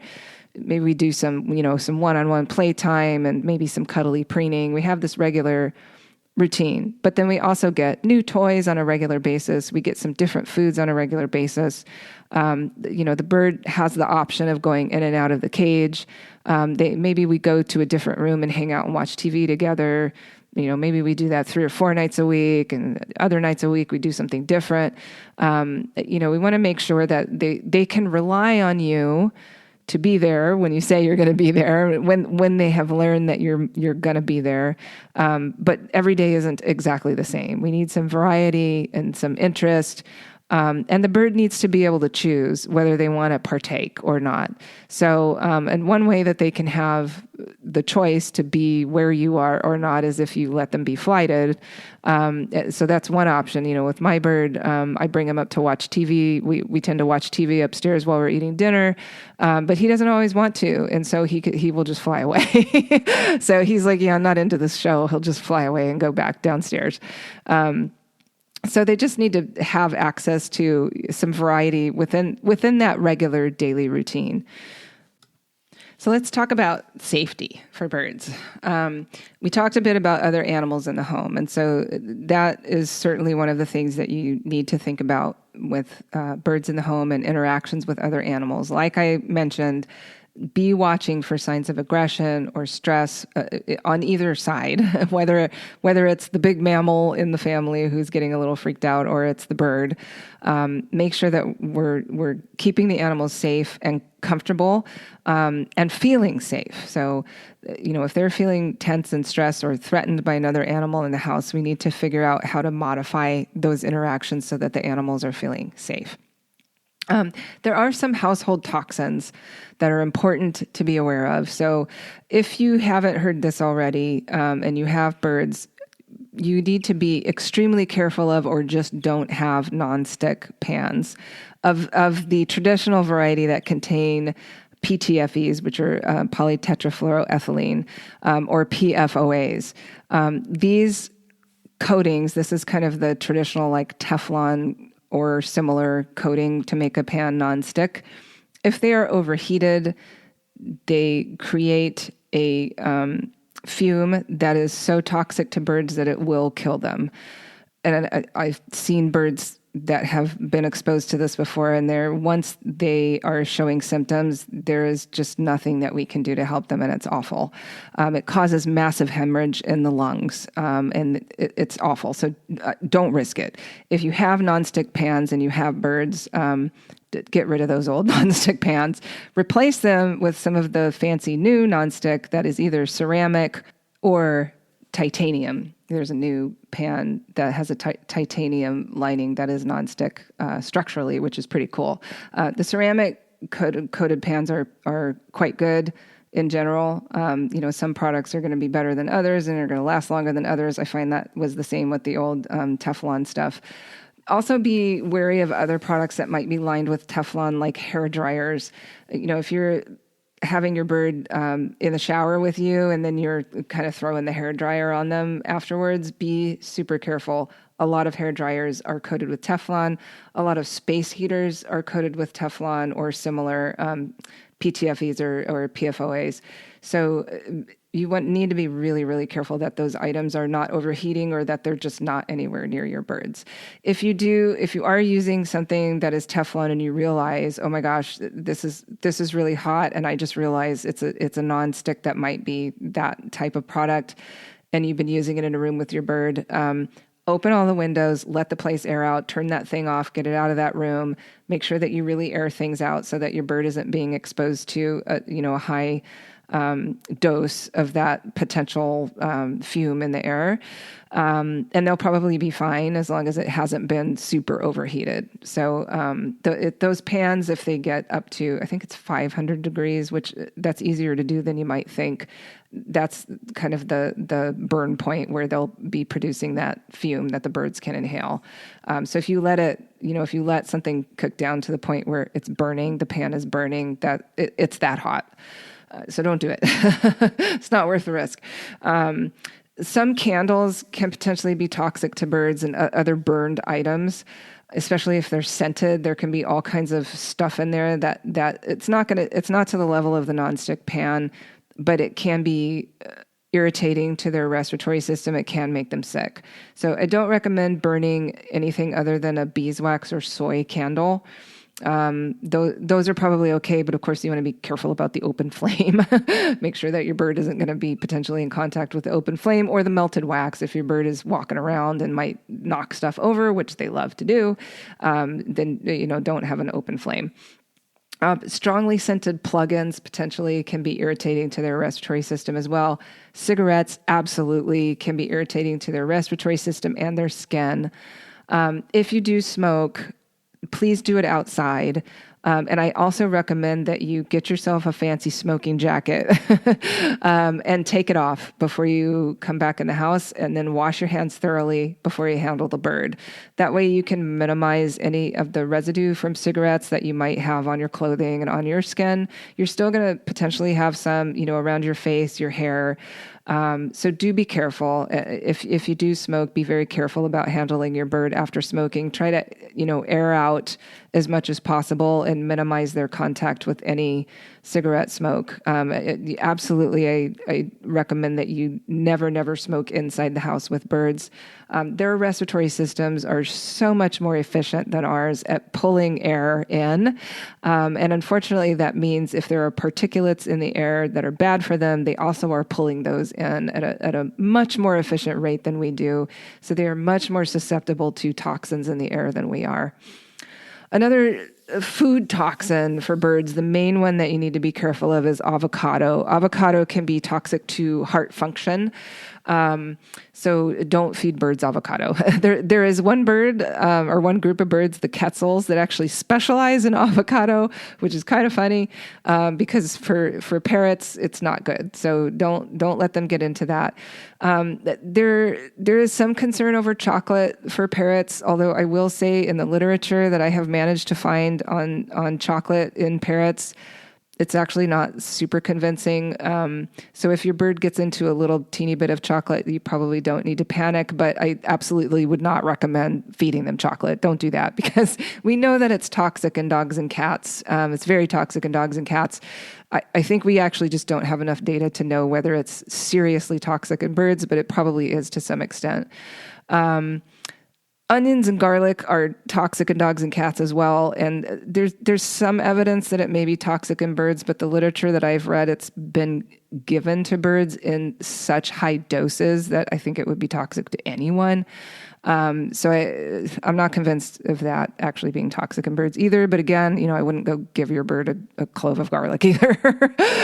So just be careful with those types of food items. Most of our other foods are fine for birds in small amounts. So if you want to give your bird treats off your plate, pretty much any vegetable and fruit aside from an avocado is fine. And we want them to be eating kind of a variety of fresh veggies and fruits, like I mentioned. So carrots, bell peppers, sweet potatoes, squash, green beans, peas, any of that kind of stuff is totally fine for birds. Berries and ideally the lower sugar fruits are great for birds too. Nuts and seeds, as I mentioned, in very small amounts as treats. So most of the other foods are not toxic to birds. There are some issues with some of the toys that are even made for birds that I would be very careful of. So bells that have little clackers in them, some birds, especially the larger birds, can pull the clackers out of the bell and swallow them. And that is bad, partly because the foreign body itself can get stuck in the GI tract. And that requires surgery to remove, which is no fun for anyone. And partly because the metal that it's made out of potentially can be toxic too. So if there's a lot of zinc in that, most of those toys are not made with lead, but they can be made of zinc, and that can be extremely toxic and can cause severe symptoms on its own. String in the toys also can be a problem. So be super careful with toys, especially if your bird has started destroying the toy and has pulled a lot of the bulk of the toy off of whatever string it's hanging on. If it's a relatively thin string, the bird can potentially get entangled or strangled by it. So be really careful with the toys that you're taking them out if there's starting to be a lot of exposed string, or make sure that it's a big, thick, like yarn or a leather strap or something that they're not going to be able to get it wound up and get entangled in it. So really be watching that, because some toys are made much better than others. Some toys are nice and safe. There's really nothing in there that's going to be a threat to the bird. But some of the other toys you'll find are like, who said this was okay for birds? Because they can be dangerous to the bird. So be particularly careful with those small parts that they might ingest, and string. And if you're making your own toys, also be very, very careful about that. Use like a yarn that they can actually pull apart, or like a nice thick leather strap. Vacuum cleaners are another household threat to birds. So do make sure that your bird is safely tucked away in their cage when you're vacuuming, because they can be little smarty pants and decide they're going to chase down the vacuum. And a lot of times people think that's funny until accidentally, disaster happens. So don't allow that. Toilet bowls are another threat. Birds can accidentally fly in, and that's not good, especially if your birds have some relatively unsupervised time out. Make sure that everybody in the house knows that they need to close the toilet lid. We don't want to risk birdies falling into the toilet. Also, if you have dogs and cats, you don't want them drinking out of there. So you should be keeping your toilet lids closed. Windows and doors and the great outdoors themselves also can be a threat for birds. So let's talk a little bit about allowing birds to fly versus clipping wings. There are pros and cons on both sides. So allowing a bird to keep their wings and to learn to fly properly, versus keeping the wings trimmed is going to depend a lot on your home environment and what kind of activities the bird's going to get into. The downside of having clipped wings is they may not be able to get away from something that is a threat to them. So if you do have another animal in the house, or something else is happening that might be a threat to the bird, they can't fly away from it. If they're clipped, they potentially are stuck on the floor, and can't get away from something that is threatening to them. if they're clipped and they get startled, they may still get enough lift that they can hit a window. And if their wings are clipped, they're not going to have much flight control. So if they're near a window, they get startled, they may jump and smash right into a window. So having trimmed wings is not a guarantee that your bird is not going to be at risk of flying into a window. The problem with windows is because they're clear, a lot of animals or a lot of birds don't understand that that's not open air, and so they'll go to fly that way, and then they'll hit it. So you may have had birds outside hit your windows as well, which is a big issue for our outdoor birds as well, unfortunately. So being clipped doesn't mean that they're not going to have that potential to happen. Another downside of being clipped is if they do get startled and they jump, they often will hit the floor hard. And birds have been known to get badly injured, fracture the breastbone, massive bruising, that kind of stuff. So that can be a real problem for them too. So if they're out and they have clipped wings, there is still a decent risk of injury. They also have less access to your home. So on the upside, that's less opportunity for them to destroy stuff. Although they can still walk around on the floor and chew on your baseboards, like a certain young Senegal parrot that I know. So, clipping can be kind of an upside for you, but maybe for them, they have less choice, which is one of those important resources that I mentioned. Clipping that's not done well. So, clipping wings is a skill. And if the person who does the wing clip doesn't do it properly, that can lead to worse falls, serious injury. It can be uncomfortable for the bird. It can lead to them feather plucking or mutilating. So clipping is a little bit fraught. There have been some studies that indicate that regular flight activity supports cardiovascular health, muscle tone, and in general, bird mental health. And that makes sense, right? If they're flapping, they're flying, they're getting exercise, they're maintaining that huge breast muscle that they use for flight. A bird that is flighted and doing a little bit of flight on a regular basis is going to be healthier than a bird that is clipped. So there are a lot of downsides to clipping. The upsides to clipping, if you have a bird who's very nervous, who hasn't been highly socialized, and you need to work with them, having them clipped so that they don't just fly away every time you approach them can be helpful. Now, obviously, you don't want to be flooding the bird with your attention and forcing them to interact with you if they really are scared and nervous. You have to be very careful and very gentle and approach them slowly. But having them clipped so that they can't just take that initial impulse and just leave can make it easier for you to start to establish trust and work with a bird who's very nervous around people and not well socialized. So clipping can be helpful in that way. And clipping, is going to keep them out of stuff that they shouldn't get into. So, a clipped bird isn't going to fly over to your stove and get into an open pot of boiling water, which I meant to mention under the safety stuff. Open pots, be careful. There probably is less access to hazards around the house for a bird that is clipped. So that, there are those pros and cons to the clipping. Now, if you do decide to clip wings, you have to maintain that on a regular basis because those feathers will molt, fall out, and new feathers will grow in on a regular basis. So you do have to be doing trims regularly, or be having your avian vet or whoever's doing it for you do it on a regular basis. A healthy wing trim is going to be the outer flight feathers.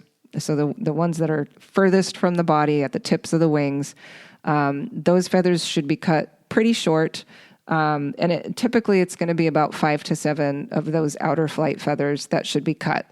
There are some older styles of trimming where they leave those outer feathers and cut the middle feathers. That's usually not a good idea because that is one of the things that allows the bird to get lift, but then no glide. So they can jump and then they hit the floor. So we don't want them to be doing that. So we want to minimize lift and leave them with enough glide that if they do jump all of a sudden, they'll be able to glide to the floor and not hit hard. Keeping a bird flighted, yes, there is maybe a little bit more potential that they're going to do something like fly into a ceiling fan that's running. So again, ceiling fan, that's another another safety hazard in the house. Gosh, we're just fraught with safety hazards in our homes. So you do have to be watching a flighted bird more carefully and make sure that they know not to go into certain areas. You have to show them that kind of stuff. I don't recommend allowing a bird to perch on a ceiling fan unless you are okay with never running that ceiling fan, because if they learn that that's a safe, comfortable place for them to perch, they're going to go towards it. And if you're running it, they may not realize that it can hurt them seriously. So if you have ceiling fans and you have a bird out who's flighted, you probably don't want to be running the fan unless you have like a cathedral ceiling and the bird never goes up that height. That kind of thing is probably not much of a risk. Flighted birds can get into other areas of your home if they are so inclined, although most birds are going to want to be kind of where you are. So even, my birds are fully flighted. They rarely ever would go fly to somewhere that I'm not. They might come fly up to me if I'm upstairs and they're downstairs. So they might decide to come up here, or, if they don't enjoy the show that we're watching, they'll fly back downstairs. But there's the potential that they're going to get up on the kitchen counter and knock glasses on the floor. Not that I'm speaking from experience or anything, but yeah, they might do that kind of stuff. So potentially, there's more risk to your home and your belongings if you have a flighted bird. But the upside of that, the bird has more freedom of choice, more ability to engage with their environment. They're going to be probably overall healthier because they're building those muscles and using that heart muscle in a way that it was meant to be used. If you do decide to keep your bird flighted, you want to help them become proficient flyers and healthy landers. So learning the landing is important. So, one of the things that you can do if your bird is just coming out of being clipped is start training your bird to jump from a perch onto your arm. Motivate them with a treat or something like that. And you can start really close and then slowly increase the distance that you're asking them to travel so that they have to start flying to do it. So if the bird has been clipped in the past, you probably need to do some work to train them to fly with control and to land with control. And you also can do this with a young bird who's kind of fledging. And that will help them, especially if you start increasing the distance and you get them to fly to you. You can start going around a corner and they'll learn to corner and that sort of thing. Take them over to the window and knock on the glass. Let them check it out with their beak if they want to. If you tap on it, they might want to tap on it too, because they often like to do whatever fun thing you're doing. And they'll learn that the window is solid.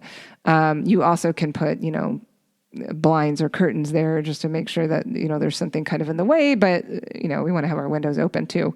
So teaching them this is actually a wall is helpful for them too. So, helping your bird learn to fly with control will help them to avoid those potential hazards that they might fly into. Really important thing, if you do have a flighted bird, even a bird that has a wing clip, as the feathers are starting to grow, they may be able to fly better than you realize. So be super careful about open doors. Birds get out all the time and they get startled and then they'll fly and they'll land somewhere and then have no idea where they are. And it's so heartbreaking. I see postings around my neighborhood all the time of people who have lost a bird. And once they get out, they get disoriented and they don't know how to get home.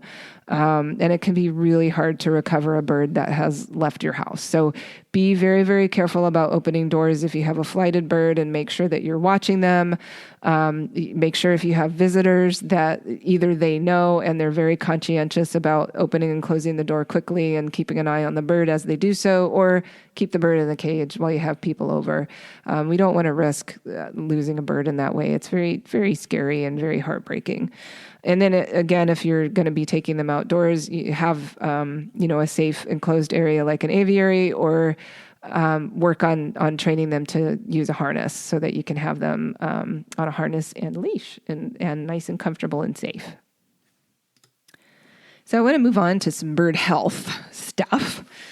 So we talked a bit about their important resources and access to those resources and good nutrition and safety. And those are all, of course, kind of the foundations of good health. Having adequate sleep, quiet time and darkness so that they can get good sleep, again, foundational to our health. Some other stuff that we need to make sure that we're taking care of is keeping a clean environment for them. So, for most bird cages, you're going to have some kind of papers on the bottom. And I do recommend having that and changing those papers about every other day for most birds, depending on how incredibly messy your bird is. If you have a cockatiel, you probably can go down maybe twice a week. If you have a big macaw who's really getting into stuff and making a big mess, you might need to change papers every day.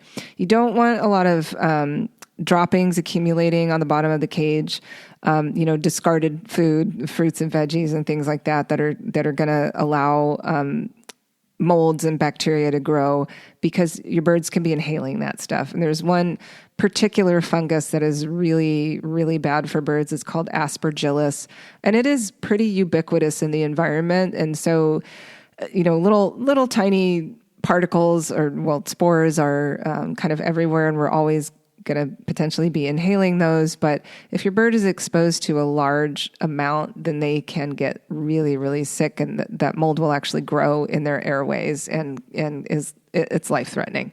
So that can be growing in stuff that you leave sitting around for a while. So you want to make sure that you're changing those papers regularly. And then we also need to scrub cages regularly. So I do mine every 2 weeks. I have a smallish bird. He's messy, but he's not ridiculous. Well, he's kind of ridiculous. So every 2 weeks I take my cage outside, hose it down, let it soak thoroughly, scrub everything off, hose it till it's clean, and then dry it all down with towels so it's sparkly clean. I get all of the residue off. Anything yucky needs to come off. In general, you probably don't need to disinfect. We don't need a disinfected environment. It's actually healthy for us to be exposed to smaller doses of bacteria and fungus and all that kind of stuff. That's how we keep a healthy immune system. So you don't need to be bleaching your cages or anything like that. You just need to keep them clean. You don't need to bleach your home. It doesn't need to be sterile. We actually don't want it to be sterile, but we do need to keep it clean. Again, washing those dishes. We want to wash all of our dishes regularly. Birds can poop in their dish, and you may not realize that they did it. Even their dry pelleted food, we need to wash that dish regularly because it can be dirtier than you realize. Any fabrics that you are using, if you're like me and you're putting a little towel on the top of the cage so that they're not taking a dump in their water bowl, they're probably taking a dump on that towel. So we need to wash those, change those out every 1 or 2 days, depending on how dirty they are, and wash those. Don't allow mold to grow anywhere. If you see some fuzzy stuff growing anywhere in your bird's environment, you need to take care of that right away and make sure that you're cleaning that very, very thoroughly, because that stuff can be deadly for them. We also want to see to their regular comfort. So if you're living in a colder climate, you may need to be keeping your home environment a little bit warmer. Birds are quite resilient. It's not like they can't be exposed to cold and they can't be exposed to a breeze. They absolutely can. We have feral parrot populations all over the U.S., and I'm sure in other countries as well where they're not native, where birds have gotten out and they've ended up doing fine. Like I said, I live in the Pacific Northwest. It gets pretty chilly in the winter, but we have some feral parrots here that have been here for years and years. In California, there are thousands of feral parrots. You may have heard of the birds of Telegraph Hill in San Francisco. That flock is thousands strong because the weather in that area is mild enough that they're fine. So it's not like you have to keep your house at a steady, 70 to 80 degrees all the time. You don't. You can get it down to, I probably wouldn't go lower than 55 degrees in the winter, if at all possible. Ideally keeping it at about 60 degrees during the night in the winter if you can, although I'll say we set our thermostat at 57 during the winter, and my birds have always done just fine. They can get overheated, even though these are mostly tropical species. They certainly still can get overheated. So if you have a place that gets super hot on occasion in the summer and you don't have AC, you do need to provide them with some sort of cooling. And so that might be, keeping putting an ice pack on the bottom of the cage if you're going to be leaving the house for the day, so that they can sit near it, and it will be, melting through the day and kind of keeping the area a little bit cooler. You can put a little bit of ice in their water dishes. Provide them with an extra little bath. If your bird will take a bath, that's a great way for them to cool down. They just can get nice and wet. Running a fan near them so they have a little bit of a breeze with an oscillating fan can be helpful. Or, what I had to do when I lived in California was get one of those window AC units because my house would get incredibly hot in the summer. And so my birds had their own little AC unit in the window to keep it at about 80 degrees instead of 110 degrees inside the house, which was the rest of the house. So yeah, the birds should be treated as the kings and queens of the place. And we do need to make sure that they get fresh, well-circulated air. So if you live in an area where there's a lot of pollutants in the air, or you have a lot of dust, if you do smoke, we talked about doing that outside, but you may want to consider running an air filter as well with a HEPA filter, just to keep that those pollutants minimized as much as possible, and make sure that there's good circulating flow through the house.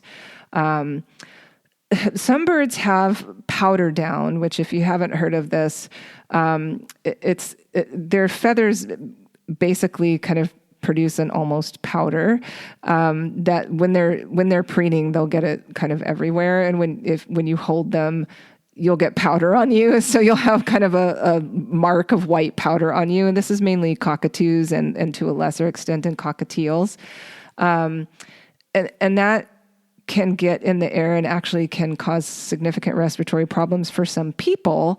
So if you have a bird that produces powder down, I definitely recommend that you use an air filter for both you and the bird. So yes, birds that produce powder down, it's normal for them, but if they were living in the wild outside, they wouldn't have a large concentration of that powder in their air that they're breathing every day. So even though it's normal for them to produce it, it's not normal for them to be in a confined space with this rising concentration of powder down over time. So absolutely run an air filter if you have a bird that produces powder down. And I mentioned humidity a bit ago, so I'll just say again, you may want to run a humidifier if you do have a drier home environment. So feathers require a lot of care and feeding of feathers. Birds should spend a lot of time preening. So if your bird isn't doing a lot of preening, you may need to do a little bit of encouragement, usually by giving them some kind of a bath. So shower, spritz, something like that to get them to do more preening. Because they need to pay a lot of attention to their feathers to keep them healthy. They also need to be eating that healthy diet with, some good variety and all that kind of thing, and ideally getting some UV light on a regular basis.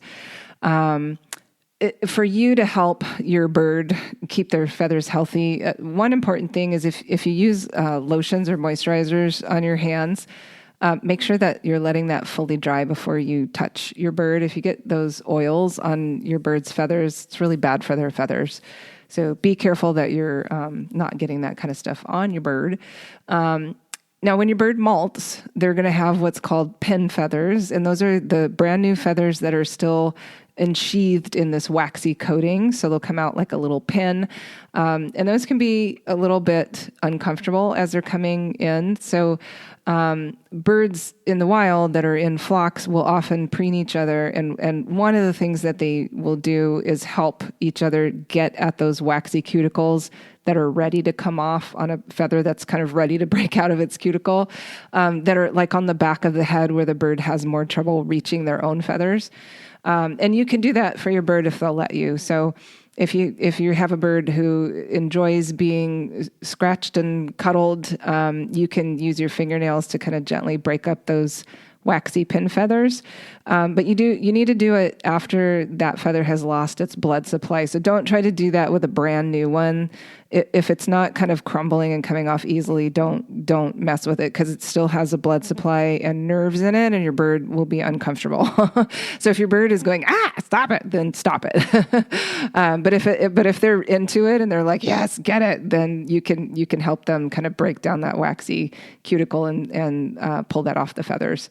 So speaking of the blood supply and nerves, the feathers, when they first grow out, they're referred to as blood feathers because they still have that blood supply until the feather matures, and then the blood supply and the nerves recede. And then you have just the feather, which is more like hair and nails for us. But when it is still a blood feather, there is some risk of breakage if your bird bumps into something hard enough or gets in a tussle with somebody. Hopefully not. We can experience broken blood feathers, or if you have a bird who unfortunately is pulling at their own feathers, they often will do it with a blood feather because those can be uncomfortable when they're coming in. So if you have a bird with a broken blood feather, don't panic. There are myths out there that birds are going to bleed to death if they have a broken blood feather. Only if they have a clotting disorder are they likely to bleed to death from a broken blood feather. This is generally not a life-threatening problem. It's kind of like if you got a cut and you're bleeding. It's not the end of the world. If you can safely get the bird, which you definitely want to work on being able to do with any bird that you have, that you need to be able to pick them up and hold them. Apply pressure to the spot. Usually after a minute or two of applying pressure, just like any other bleeding area, the bleeding should stop and calm down. If you have a procoagulant like Quick Stop, which you use for if you're trimming nails and you accidentally cut the quick, that's why it's called Quick Stop. This is a procoagulant that powder, you just put it on and it will help to stop the bleeding. Quick Stop is nice because it also has a little topical anesthetic in it. You also can use cornstarch and just sprinkle that on, and it can help the blood to clot more quickly. If the base of the feather is still there, you can carefully pull that using tweezers, and once you get the rest, if you get the whole feather out, then it won't be bleeding anymore because it's that broken end that's bleeding. So if you get the whole feather out of the follicle, it should stop bleeding.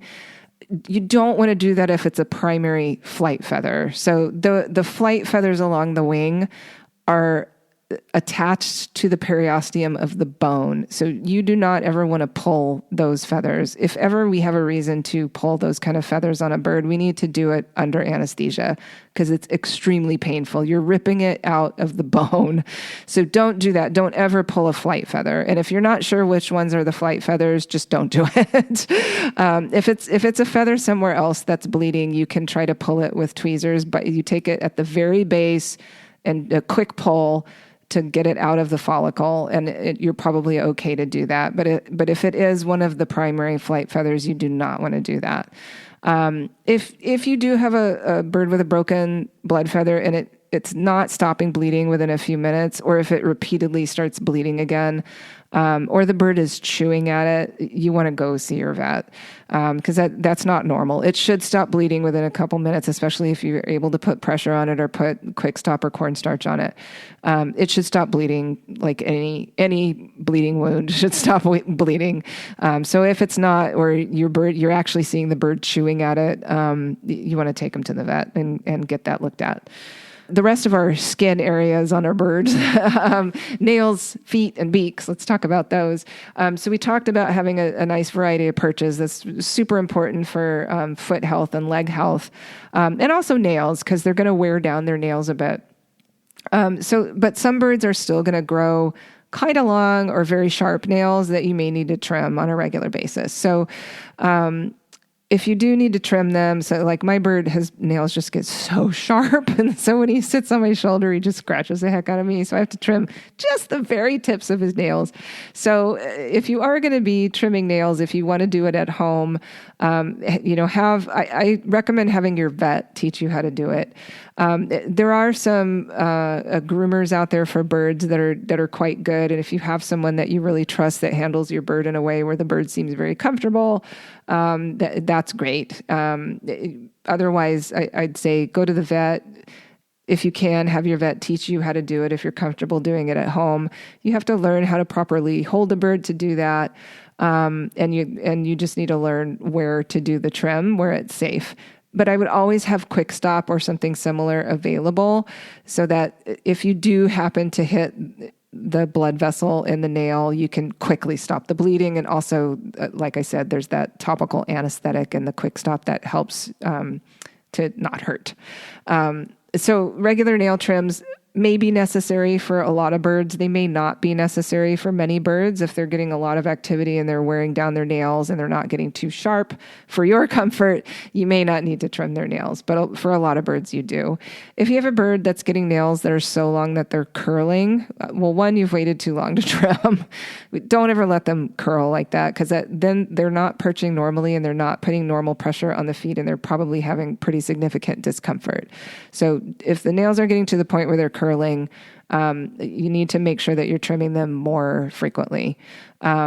Also, it may mean that the bird has a nutritional or health issue, because those nails really should not be getting that long. So either they're getting, in most cases, overnourished, they're getting too many calories, or there's some other nutritional deficiency that may be causing their nails to grow abnormally, or they're just not being active enough, or they don't have enough perch variety so that they're not moving around and wearing down their nails enough. So if the nails are getting that long, there's something else going on too. So yes, we need to trim them more regularly, but also we need to talk to our vet about what might be causing the nails to be growing that kind of out of control.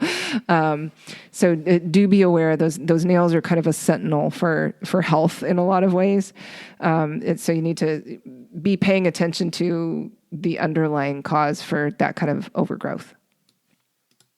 Now, beaks should not need to be trimmed unless you have a bird that had an injury or potentially a birth defect that caused a problem with the beak, which that certainly can happen. In young birds that have beak defects, they may be correctable at a young age. If they haven't been corrected as a young bird, it's probably not going to be very correctable. Although, if you go to a very, very experienced avian surgeon, there might be some options for correcting a beak deformity. If you had a bird that had a serious injury, I certainly have seen more than one bird who's had part of their beak ripped off by another bird. Unfortunately, they are strong and powerful enough to do that kind of thing. And then you're probably going to need to trim on a regular basis, because you're not going to have the normal forces applied to the beak that keep it trim. And the bird's not going to be able to do the normal chewing of toys and food and things like that to keep the beak trimmed down. So if there is something like that, then yes, you're going to need to trim the beak. If you have a normal healthy beak in a normal healthy bird who's chewing on toys, chewing on foods, has good nutrition, the beak should be staying at its optimal length all the time on its own. You should not have to be trimming the beak. If you are having to trim the beak on a regular basis on a bird that doesn't have, an injury or deformity of the beak, there's something going on, and it probably is nutritional, although it also could certainly be if they're not getting enough toys or they're not being playful. That's stuff that we need to work on with the avian vet. So if you're finding that you're doing a lot of beak trimming, either it's being done without a need, or there's something else going on with the bird that we need to look into, just like with the nails. And I also definitely recommend that you get a small scale and weigh your bird on a regular basis. So you can use, little kitchen scales or postage scales. Those are fine for most birds. If you have a bigger bird, you might want to get a bigger scale, or you probably could even use a people scale, a digital one that weighs in kilograms. And then you can get these little perches, like a little triangle shaped perch that can sit on the scale. You're going to zero out the scale with the perch on it, and then train the bird to stand on that perch, and you can weigh them on a regular basis. You can keep a note on your phone or somewhere with weights recorded, so that you can be checking up on your bird's weight and make sure that we're not seeing a sudden change. So that sometimes can be the first sign that something is wrong, that your bird has suddenly started losing weight. And that may be something that you really can't see, because in birds, it's not like in dogs and cats where we can notice that they're looking bony. Like, birds are not going to start looking bony. They're covered in fluffy feathers, 2 layers of feathers. And they don't have that same kind of look to them when they're starting to lose weight. So they can be losing weight completely undetected to us. So doing a regular weight check on your bird is a great idea for general kind of health tracking. And then, of course, you want to schedule regular vet visits. So we want to make sure, if you have an avian vet in your area, that, of course, is ideal if you have a vet that's board certified in avian medicine. But there aren't that many of them, and there are large swaths of country where there just aren't any avian vets. So do try to find a vet who is at least comfortable with birds. So, like, I am not a board certified avian vet. I decided eventually to not go that route, but I have lots and lots and lots of experience with birds, so I'm very, very comfortable with birds. And there are lots of vets out there that are not board certified, but they're very comfortable with birds and have a lot of experience. So that's okay too. But do make sure that you find a vet who is comfortable with birds. A lot of them are not. Most vets who went to school because they wanted to work with dogs and or cats, or cows or horses, didn't get a lot of training with birds in particular, and are not comfortable doing very much with the birds. So, don't assume that your vet will be comfortable with birds. If they don't do birds, you want to find a vet who does birds. And then you want to make sure that you take some time to acclimate your bird to their travel carrier. Or if you already have them acclimated to a harness, just check with your vet and make sure that they're okay with you bringing the bird in on a harness. You definitely don't want to walk into the vet's office with the bird on your shoulder unless they're on a harness. You want to make sure that you check in with the vet as to what they are comfortable with, because some of them, if they're also seeing large dogs and that sort of thing, they don't want to just have a loose bird out in the lobby, because that could be disastrous mostly for your bird. So you want to protect your bird. So for the most part, we want the bird in a carrier, and you want to do a little bit of work to make that a comfortable place for your bird that they're not terrified to go into. So do a little bit of training where you're having the bird perch on the carrier, go into the carrier for a treat, and come out and investigate it. So it's not a scary place for them to be. It's somewhere where they feel pretty comfortable being, and you can get them in there without too much of a fight. Plan for an annual health check where they're going to get a good physical exam, and you're going to be able to spend some time talking to the vet about any concerns that may have come up or any recommendations that they might have. If your bird has outdoor access, or they've been exposed to new birds, or they have any symptoms that are concerning, you're probably going to want to have a fecal test done.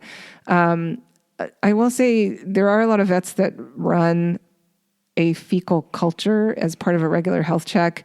I think that's controversial, and I've seen a lot of arguments against doing that, because a fecal culture is going to grow bacteria, and it's going to grow quite a bit of it. And ferreting out whether or not that is healthy bacteria or a problem can be very tricky. So if you have a perfectly healthy bird who's not going outdoors, hasn't been exposed to any new birds, you might want to run a fecal for a parasite check, only because we potentially can get some parasite eggs coming in on certain foods. But running a fecal culture, I feel, is completely ridiculous, because I have seen a lot of birds get put on antibiotics when they are completely healthy, because bacteria grew in their fecal. Well, of course, bacteria grew in their fecal. There's bacteria in poop, that it lives in everybody's colon. So I would be wary of that if you have a vet insisting that you do a fecal culture, which often costs a couple $100. on a perfectly healthy bird. The only time I would say there's a reason to be running a culture would be if you had a serious concern about a certain type of bacterial infection.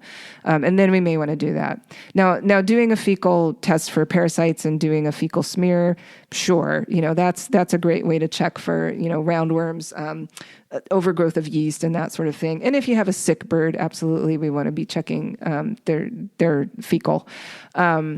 But at an annual health check, I would say running a fecal culture is silly. A blood panel is certainly a good idea.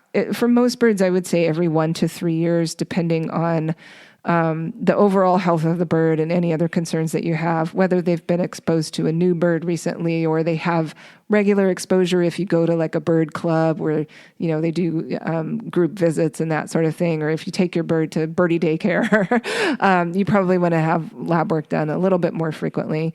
Ideally, just prior to or immediately after bringing a new bird home, you should get a basic general blood panel. And what that's going to look at is their blood cell counts, red cells and white cells, looking for any signs that there's inflammation or infection going on.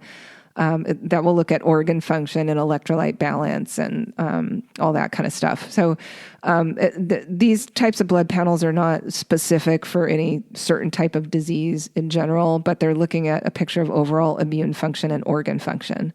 And that is certainly helpful to give us a general picture of the bird's overall health.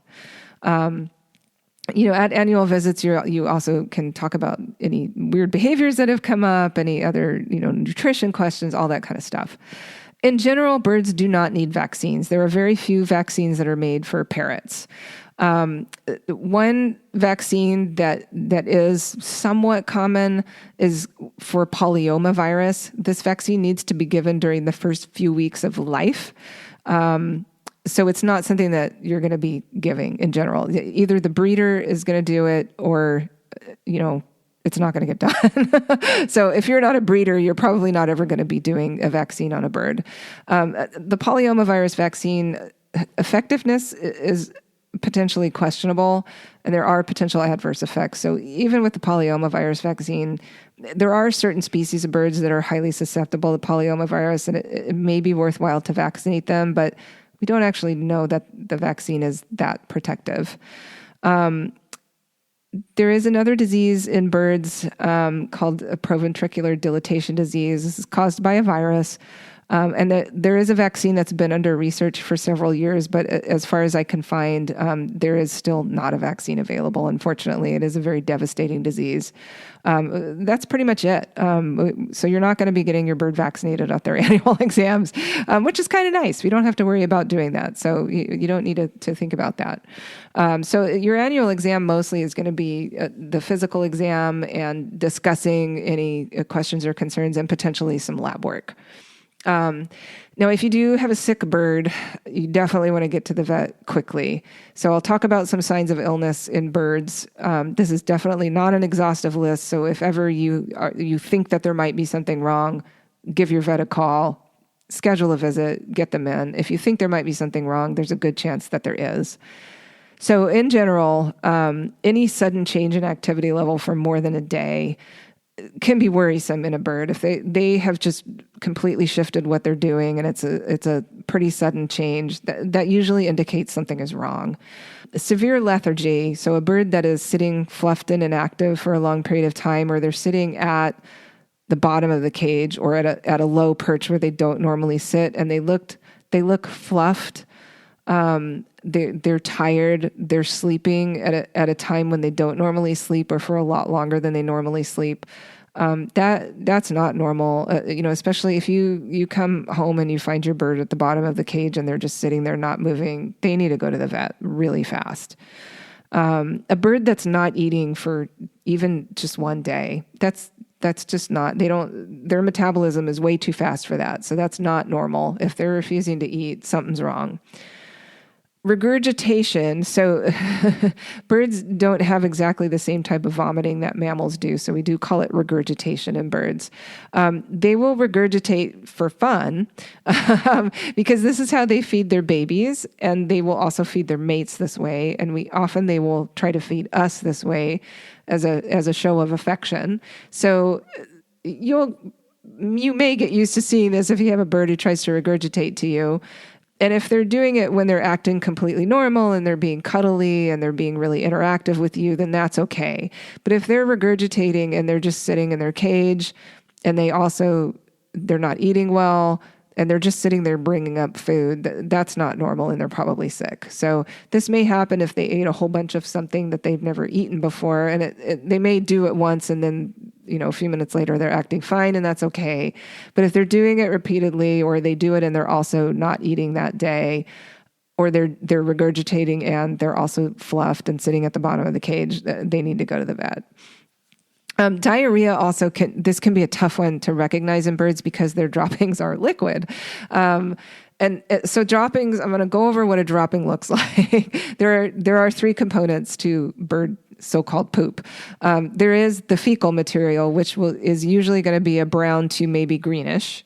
And that should be sort of generally poop shaped. So a little bit of a tube or kind of a roundish blob. And it'll be that dark, brown to slightly greenish. Then there's the white part. That's the urates. So, birds don't make a lot of urine. They make urates instead, which is going to be that thick white, so sort of like an egg white. And then there is going to be a little bit of wetness, which can vary, and that's going to be clear, and that's actually urine. So for most birds, that's minimal. And especially, depending on the species, there's going to be less versus a little bit more. Now, some birds that really enjoy bathing may drink a lot of water while they're bathing, and you may notice there's a lot of urine in their droppings after a bath. Or if for some reason you have a bird that just really loves drinking water, like my little guy loves to drink out of the faucet, and so he'll drink and drink and drink and drink, and then he pees a lake, which is not normal. But he's weird. Don't worry, he's healthy. I've done his lab work and everything. He's fine. But if you do have a bird that's producing a really large amount of that clear urine, in most birds that's not normal, and you do need to do lab work and that sort of thing to find out if there's a problem. So if you have a bird that's persistently producing a really large amount of that clear liquid, that's a big increase in urine, and that's not normal. And that may indicate a kidney problem or a liver problem, or it may be just the random weird case, like a bird like mine who he is obsessed with drinking water. So diarrhea is going to be that brown to greenish part that is turned very liquidy. So if there's not a recognizable little stool, like a little brown spaghetti noodle or a nice round blob, if that part of the dropping has become kind of emulsified in with the rest of the dropping, then your bird is probably having diarrhea. Also, if they're producing a dropping that is really smelly, that's not normal. Bird droppings should be pretty low smell. There might be a little bit of that ammonia scent, and that's from the urate. But if you're smelling like a stinky kind of poopy smell, that's not normal. And there probably is some kind of bacterial overgrowth or something else going on that's causing it to have a really strong odor. So any strong foul odor coming from a bird needs to be investigated very quickly as well. If your bird is straining to produce droppings, this is most commonly, we're going to see this in a female bird that may be egg-bound, and that is an emergency. So now we also can see that in a bird that has a mass in the abdomen or that is having constipation for some reason. So if they're straining to produce a dropping and you're seeing them, kind of push and take a few minutes to get a dropping out, they definitely need to be seen soon, especially a female bird that's also acting lethargic. That's an emergency. If you're checking your bird's weight regularly and you're seeing a downward trend, they're losing weight or they've had a sudden drop in weight, they definitely need to be seen as well. Respiratory issues like frequent sneezing. Everybody sneezes every now and then. So, the occasional sneeze is nothing to worry about, but frequent sneezing or, sudden onset of sneezing, that's not going away. That needs to be investigated by your vet. A bird that's having nasal discharge, definitely should be seen. And a bird that is having open mouth breathing, that's an emergency, needs to be seen right away. Birds that are plucking at their feathers or mutilating their skin. Unfortunately, this is probably going to be a complex and difficult situation to fix, but they absolutely need medical care. And you need to work out a plan with your vet to try to figure out why they're doing it and how to intervene best. If your vet just wants to put a cone, like an e-collar, on the bird, and we're just going to put this e-collar on to get them to stop doing that, I would go talk to another vet. Because there are times when you may need to use a cone. If the bird is actually mutilating to the point where they're ripping open their skin, yes, they're probably going to need to wear an e-collar for a bit. That's the only case where I would say that they need to do that. If they're chewing on their feathers or pulling their feathers, in general, if you put an e-collar on them, you're going to make the situation worse.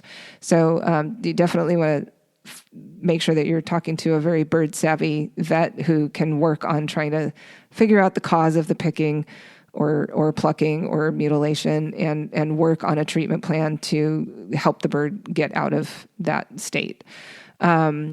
If you have a bird that's scratching very frequently, we probably have some kind of a skin or feather issue, which, in some cases it may be something like mites, but most often it's not. If you have a bird who does have outdoor access, they absolutely could get exposed to mites or lice. So that's certainly something that needs to be investigated. But for indoor birds that are scratching a lot, it's probably something else. If you have a bird that's doing frequent egg laying, that can lead to problems because producing eggs requires a whole heck of a lot of calcium.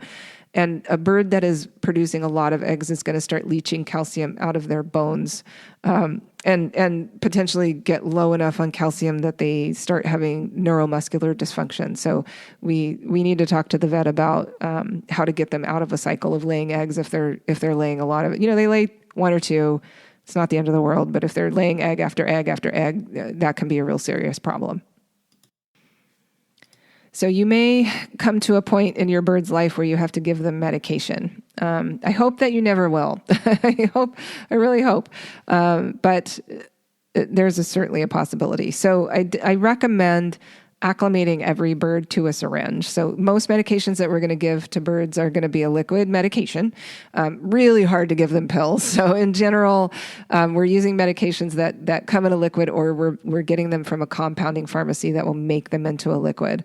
So the syringe itself can be one of those scary new things that a bird is not going to let you put in their face. So getting the bird used to the appearance of a syringe is important and helpful. And then getting them to take food out of a syringe is really, really helpful. So if you do end up ever having to give them medication, you can mix the medication with something tasty and give it in the syringe mixed with something that tastes better than the medication itself. And then immediately give just a treat. Like right after you give the medication, give another treat, because the bird is probably going to taste some of the medication. Even if you mix it with something that's more tasty, they're probably still going to taste it and be like, wait a minute, this isn't so good. So you want to give them a really good treat right after.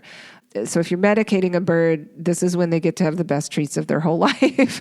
So even if that's something like a peanut, like something really high value, so that they know every time they take that kind of weird tasting stuff from the syringe, they get a really, really good treat right after. You're going to be a lot more successful at managing to medicate your bird without having to restrain them and hold them and shove a syringe down their throat, which is so incredibly stressful for you and the bird. So I highly encourage you early on, when your bird is healthy and doesn't need any medication, to start using a syringe to give them some kind of a tasty liquid treat so that they already associate that with something positive. So that I would consider like medical training, which is great. I have had the occasional client who has done some really advanced medical training with birds so that they actually will let you get a blood draw with no restraint and that sort of thing. And that is amazing. If you are up for that, it makes the whole experience when they do have to have medical care so much less stressful. So if you're really cool with training, it's really great to be able to do that kind of thing with birds, because they can get very, very stressed just by being handled by a stranger. So going to the vet can be really, really rough on them. And for a lot of birds, because there is a real risk of them biting the vet or the technician or the vet assistant, they often are being restrained pretty heavily. Not in a way that's going to harm them, but emotionally, it is rough on them because they're not used to being handled that way. At home, you're not usually kind of grabbing them around the neck and wrapping a towel around them and holding them still. But that often is going to happen at the vet in order for things like blood draws to be done. And it can be really, really stressful for them. So if you have it in you to do a little bit more medical training and to get your bird really used to having their body looked at, that can be a real boon for them when they do have to go to the vet. So we're going to move on and talk about some basic bird behavior, which is the funnest part of birds. It's also the most challenging part of birds. So you probably already know, but I also have mentioned it, but parrots are incredibly social animals.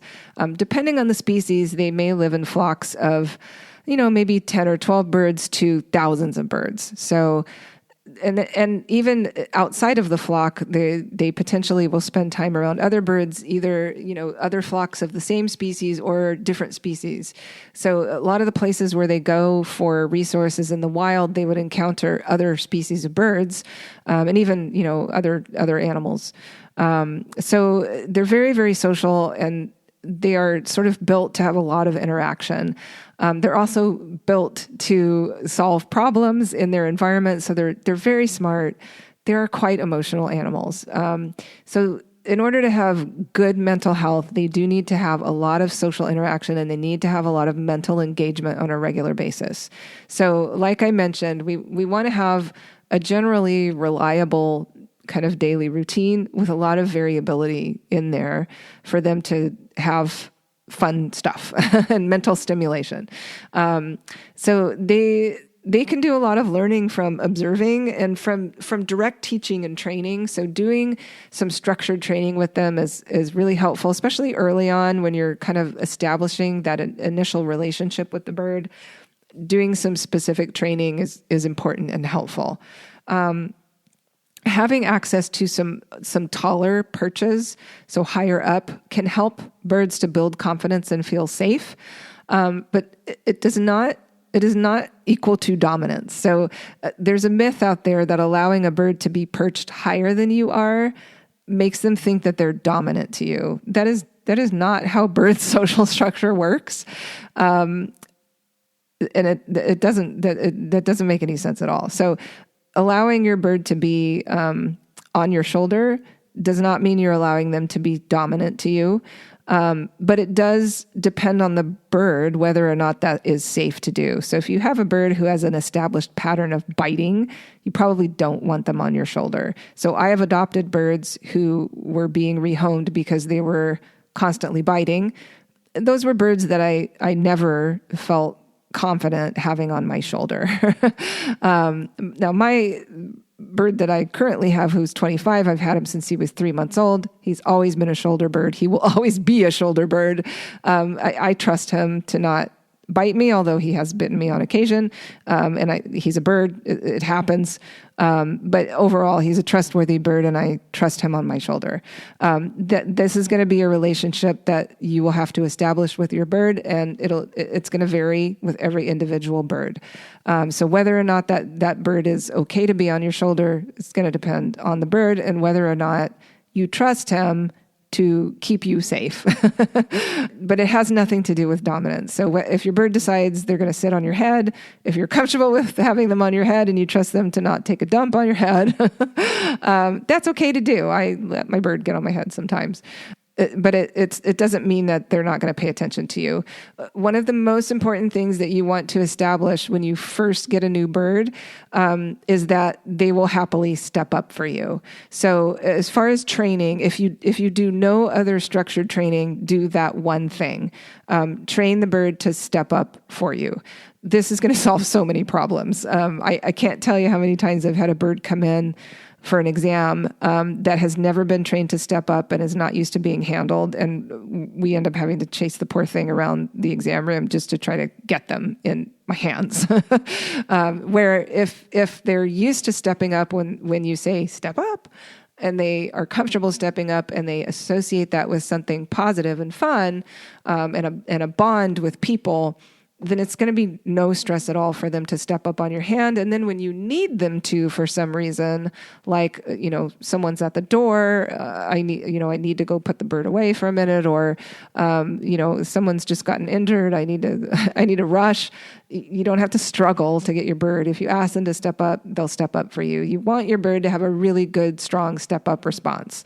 As far as how to do that, you always want to use positive reinforcement training. So the best way to work on getting a bird to step up for you is, firstly, identify what's a great reward for them. And, in most cases, it's going to be a treat. So this is where you can use a relatively high value treat. You want to use small pieces when you're training so that you can give a lot of them, because you're going to need to repeat the steps over and over again. So what you can do, you're going to put your dominant hand up towards the bird, requesting them to step up onto your hand. So you're going to put that kind of up near their tummy, right in front of their feet. And with your non-dominant hand, you're going to hold the treat closer to you. So they need to come towards you in order to get that treat if they want it.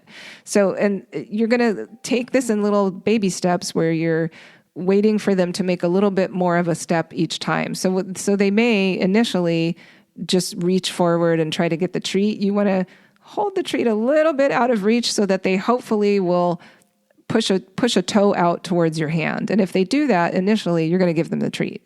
So initially, we're just looking for even a movement of the foot. And if they do that, they get rewarded. So, and then they'll start to learn, okay, I shifted my foot forward a little bit and then I got the treat. And once they're doing that reliably, then you're going to wait for them to move further forward and maybe rest that foot on your hand, and then they get the treat. So then we're going to try to wait for them to get a little bit further and a little bit further every time until they're stepping up totally on your hand. Then they get the treat. And you're giving them a cue each time you do this. So you're going to say something like "step up." That's the easiest one, and then as they get closer and closer to that behavior, you're also saying, "Hey, what a great bird," and you're giving them a treat. Give them lots of positive reinforcement in the form of verbal praise and the treat. And once you have them regularly doing that, you're going to practice it on a regular basis so that you make sure that you're kind of reinforcing that. What we want to avoid is using negative reinforcement. So I need to give you a little definition here. And if you've listened to my other episodes, you've probably already gotten a little bit of this. But when we're talking about positive reinforcement, the positive does not mean good. We tend to associate positive and negative with good and bad. But when we're talking about behavior modification, that's not what those words mean. Positive means we're adding something to the situation. In this case that I just gave you, we're adding a treat. So we're giving this reward. Reinforcement means we're trying to encourage the behavior to happen more. So positive reinforcement, we're giving a reward in order to encourage more of this behavior. Negative reinforcement means we're taking something away in order to encourage more of this behavior. So that means there's something annoying that we will remove if you do this nice thing for me. So I know you don't like this, and I'll stop doing it if you do this behavior. And this is how a lot of people will try to train a step up, is by pressing their hand into the bird's tummy until they get the bird to step up. So you're doing something annoying by pressing on them. You're like, come on, step up. Come on, do it. Do it. Until the bird is like, fine, I will, God, just leave me alone.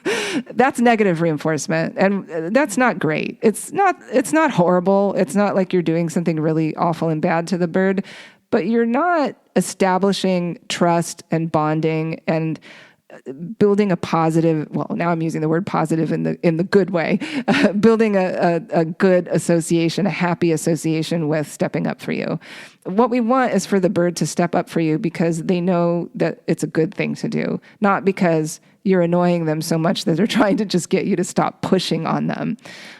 So we want to use positive reinforcement and teach the bird that if you step up for me, good things are going to happen. So I'm going to give you treats, and then, maybe I'm going to give you scratches, and we're going to go walk around the house together. We're going to do fun stuff. Now, sometimes when I ask you to step up, I'm going to put you in your cage. But ideally, if that cage is the kind of environment that we've talked about, where they've got toys and they've got maybe a cozy spot to cuddle and they've got all of their food, they're going to want to go in there. So going in the cage is not a punishment. If you have a bird that's not wanting to go back in their cage when you need them to, there probably is some other stuff that we need to work on there. So it may be that they're spending way too much time in the cage and they're not getting enough social interaction. It may be that their cage is a boring place. If they've had the same toys in there for 3 years and they've not been rotated, there's nothing interesting in there for them to do. Just imagine if you had the same 3 TV shows to watch forever. That's going to be boring, and you want some more entertainment. Your bird needs entertainment when they're in their cage. So they should go willingly into their cage, and that should be a fun place for them to be. So that training the bird to step up is really incredibly helpful. And when you're in a situation where you really need them to step up for some reason, it's urgent, they most likely will do that for you. And then getting back to having the bird on your shoulder, or maybe on your head, or where, somewhere up high. If your bird has already been trained to step up for you and they are happy to do it, if they're on your shoulder and for some reason you need them to not be on your shoulder, you should be able to put your hand up there, ask them to step up, and they will do so. Now, maybe if they're really comfy and cozy and they don't want to, it might take another try or two, and you might need to be like, come on, step up, please. Let's step up. Let's go. But they should eventually get there and do it, because they know, that in general, when I step up for you, when you ask me to, everything is fine. Now, if you have a bird who's getting on your shoulder or getting on your head, and when you try to get them down, they bite you, that's a bird that should not be on your shoulder. Now, that doesn't mean they never will be able to be. If they like to be on your shoulder and they're good when they're there, we just need to work on teaching them that when I ask you to step up, I do really need you to do it. And it's going to be good for you, because you're going to get a treat, or I'm going to give you this toy that you really like, or something like that. So we need to know that if they're going to be on my shoulder, that I can get them off my shoulder if I need to. Like, I need to go answer the door or something. I don't want the bird on my shoulder, because my bird is fully flighted and I don't want him to fly out the door if he gets startled. So be sure to work on that, the step up. It's a great way to just build trust with your bird, to get them used to interacting with you in that way, where, hey, I'm going to ask you to do something, and if you do it, I'm going to give you something good, because I like you and I want to spend time with you. And we're teaching the bird that being with me is a good thing. So let's talk a little bit now then about enrichment, because this is another really important part of bird behavior. So, we talked about foraging and how important that is, because it's such a huge part of how birds evolved to live their lives. It's kind of built into them that they need to be busy, they need to be working, and they need to be chewing on stuff. So give them as many foraging opportunities as you can. Rotate those toys on a regular basis. Give them new foods to try. Try to keep them adventurous with food. If you can, get them interactions with other birds. So if it's an option for you to have multiple birds, that's ideal. Most birds would prefer to live in a flock, but as we talked about, you also need to keep safety in mind and make sure everyone's getting along well. Definitely give them as much interaction with people as possible. If you can have people over and have the bird take part in social activity, that's really fun for the birds. I find my birds are always really excited when I have people over, and they love to meet new people, although they don't want to cuddle with new people. They just want to say hi and find out what they're up to and be in the room where it happens. They still want to stay on mom, and that's okay too. As long as they're getting that human interaction, that's really important for them. Getting exposed to various different areas of the house, that's also helpful for them. You might have just heard my bird cheeping in the background there, putting his 2 cents in. They just need lots of variety. So daily handling also is incredibly important. As I mentioned, they should not be just in the cage all the time. And, maybe you say hello a couple times a day. They have to be out.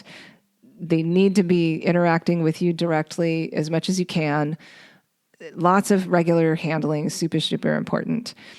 You do want to avoid idle petting. And what I mean by idle petting is, say the bird is sitting in your lap or sitting on your shoulder and you're petting them and you're not really paying attention. So maybe you're reading, you're surfing the internet, whatever, and you're not really paying super close attention to what you're doing. Your hand is going to be moving in a weird way where you may pause for a minute and then abruptly start moving your hand again. And you won't realize you're doing that because you're not quite paying attention to what you're doing.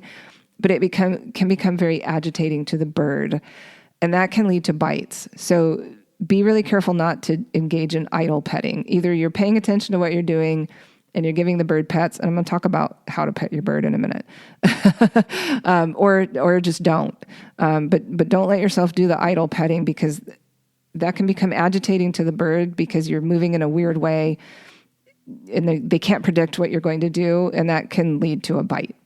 You also should be careful about sudden movements of any kind when you have your bird on you, or even other people coming up to you and touching you. So if you have a bird on your shoulder and somebody comes from the other side and puts their arm around you, and all of a sudden there's a hand in front of your bird or next to your bird, it can really freak your bird out.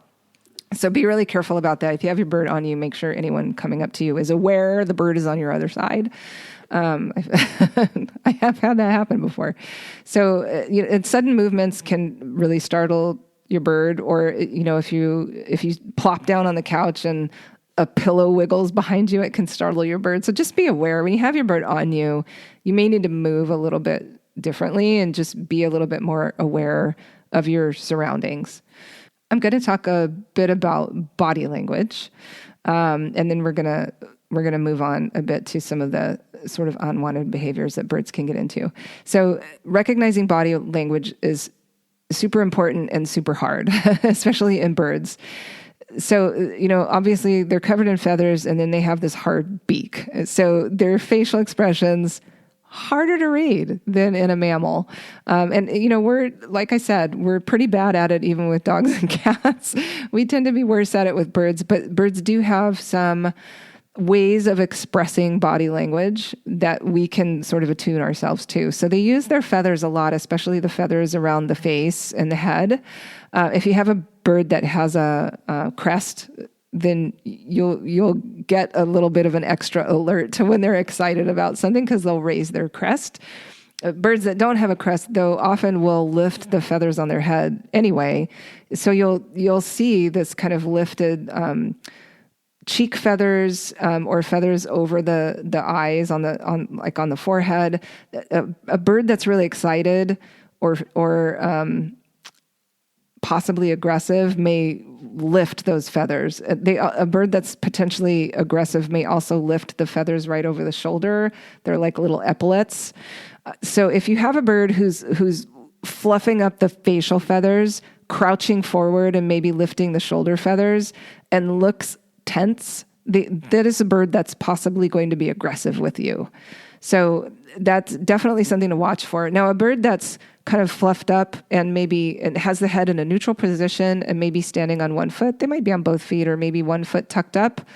The feathers might be a little bit fluffed, but that's a relaxed bird. So if the feathers are kind of fluffed all over the body and they're just kind of sitting in a sort of neutral position or with one foot tucked, that's a relaxed look. So the feather fluff can be a tough one to read.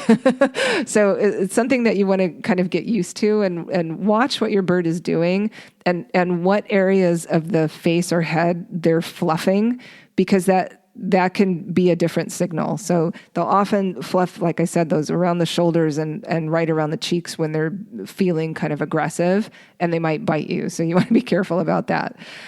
One of the more obvious things that they'll do that we can see is called pinning. And this is changing the shape or the size of the pupil. So birds actually have voluntary control of their iris muscles, which we mammals don't. So when your eyes dilate or constrict, they do it in response to light, and you have zero control over that. Birds can do it as they desire. So they also do have just a response to light, but they can change that constriction or dilation on their own. And when they're really excited about something, they'll often do that rapidly. So they'll do this kind of open, close, open, close, open, close. And it can look kind of crazy weird. They get kind of crazy eye.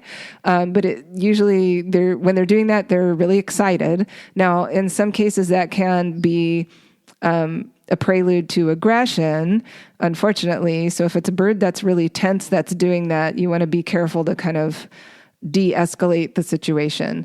But birds will often do it when they're really excited to see you. So like if I had a really long day at work, or if I was out of town for a couple days, when I come home, my birds always will be pinning. They're so excited to see me. They're pinning, and they're kind of beak clacking, and they're super, super cuddly.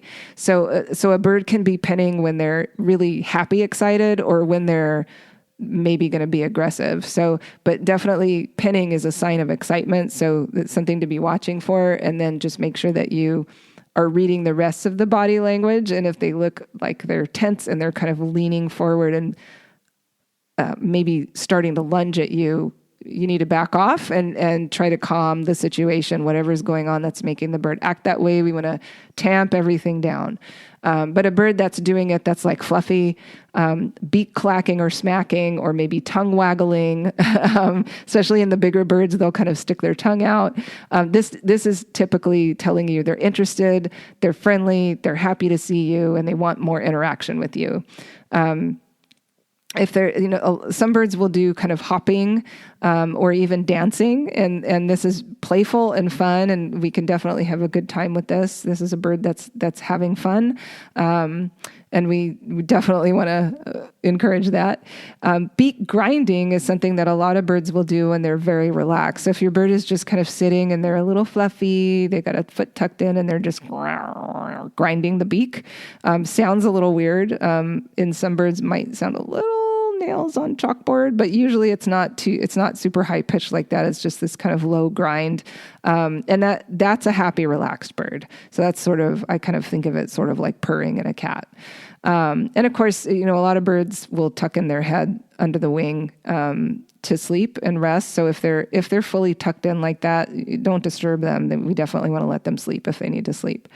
So that's just kind of general basic bird body language. There definitely are more other subtle things that they'll do, and it will vary between individuals and also between species. So you might want to do a little bit of searching online about your specific species of a behavior that you're seeing them do, so that you can better understand what that might mean in that particular bird. But those are kind of general across most parrots. So I do want to talk about reproductive behavior, because this is a big issue in birds that can lead to a lot of frustration and a lot of behavior problems. So parrots are very, very difficult to neuter or spay because of their anatomy. It's actually a rather dangerous surgery in most parrots, so we don't do it. And parrots, unfortunately, are also a much higher risk species under anesthesia because of that amazing respiratory system that I mentioned. The drugs that we use in mammals that are quite safe when used in a safe way by a knowledgeable doctor, are tougher on birds and more difficult to manage for birds. So a surgery like a spay neuter just isn't worth the risk in a bird. So we don't do it. So we are dealing with fully intact animals who have a strong drive to reproduce. And in a bird, the behaviors that are associated with reproduction are somewhat different than in a dog or cat. So if we do have an intact dog or cat, we generally can still get along with them just fine, and we don't tend to have a lot of major behavior problems, although we can see some aggression, especially in male dogs and cats, and of course spraying, especially in cats. Now in birds, what they will do based on their wild behavior is protect their habitat and protect their mate. So they will try to form a mate bond when they are fully mature. They will likely do this with the person that they are most closely bonded with. Now, if there's another bird in the house, they may form a mate bond with the other bird, and that that can be fine. Now, if they're of the same species and you have a male and a female, of course, you need to be careful about them actually producing offspring if you don't want to have a whole bunch of baby birds in your house. So if you also need to be careful about stimulating egg laying in the female bird, because as I mentioned earlier, if we have a female bird who's producing a lot of eggs, we can run into some major health problems for that female. So I don't generally recommend having a male and a female of the same species, or a closely related species where they might actually potentially hybridize in the wild, because you may run into issues with the female starting to lay a lot of eggs and then having to deal with the downsides of that. So having two male birds or two female birds is great. They sometimes will still form a mate bond, and then you don't have to worry about the potential of them actually producing babies. Although if you do have two females that form a mate bond, you might still end up with them laying eggs. So you got to be careful about that too. Now, if you have a bird who's trying to form a mate bond with you, what this will look like is first they'll start defending you from other people. So they'll start biting anyone who comes near you when they're with you, and they'll want to be with you all the time. They probably will try to regurgitate to you frequently. If you have a bird who regurgitates to you every now and then, or maybe if you went out of town and you came back after being gone, they regurgitate to you, that first day that you're home. They're just so happy to see you, and they love you, and they're feeding you because they're showing you this great affection. And that's okay if they're doing it on occasion. If they're trying to regurgitate to you every day, or they're doing it multiple times a day, they're forming a mate bond with you. And we don't want that, because that is going to lead to them then protecting you from other people, biting other people, and being very frustrated because they want to complete the cycle of mating and raising babies, because that is what their hormones are telling them to do, and they're never going to get there. Sorry, babe, it's just never going to happen. So this ends up leading to more aggressive behavior, and it can lead to feather destructive behavior. It can lead to them then starting to bite you. And it's a downward spiral, and it's not good for anyone. So we absolutely want to avoid allowing the bird to start looking at us as a potential mate. One of the ways that we can do that is by petting the bird properly. So it's okay to pet your bird. We want to pet the bird. Birds love to be petted. We love to pet. What you need to do is pet them only from the neck up. We should never be stroking the bird's body. We should never be, stroking down the back or down the tummy. We should not be ever touching the lower tummy. In a female bird, if you think about the way that birds mate, the male will hop on the female's back. So the lower tummy in the male and the lower back in the female can be kind of the erogenous zone. But full body contact like that, where you're petting the whole bird, that really only happens for birds when they're mating. Now, birds that are in a social flock where they will preen friends, they tend to preen from the neck up.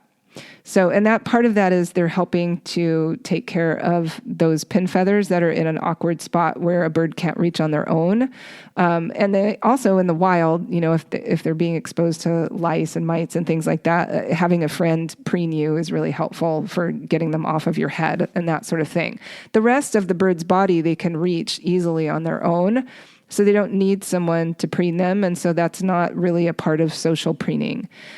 They might sit really close to a friend, and that's okay. So like if they're sitting on your shoulder and they're kind of snuggled up against you and just hanging out, that's okay. But we don't do full body petting on a friend.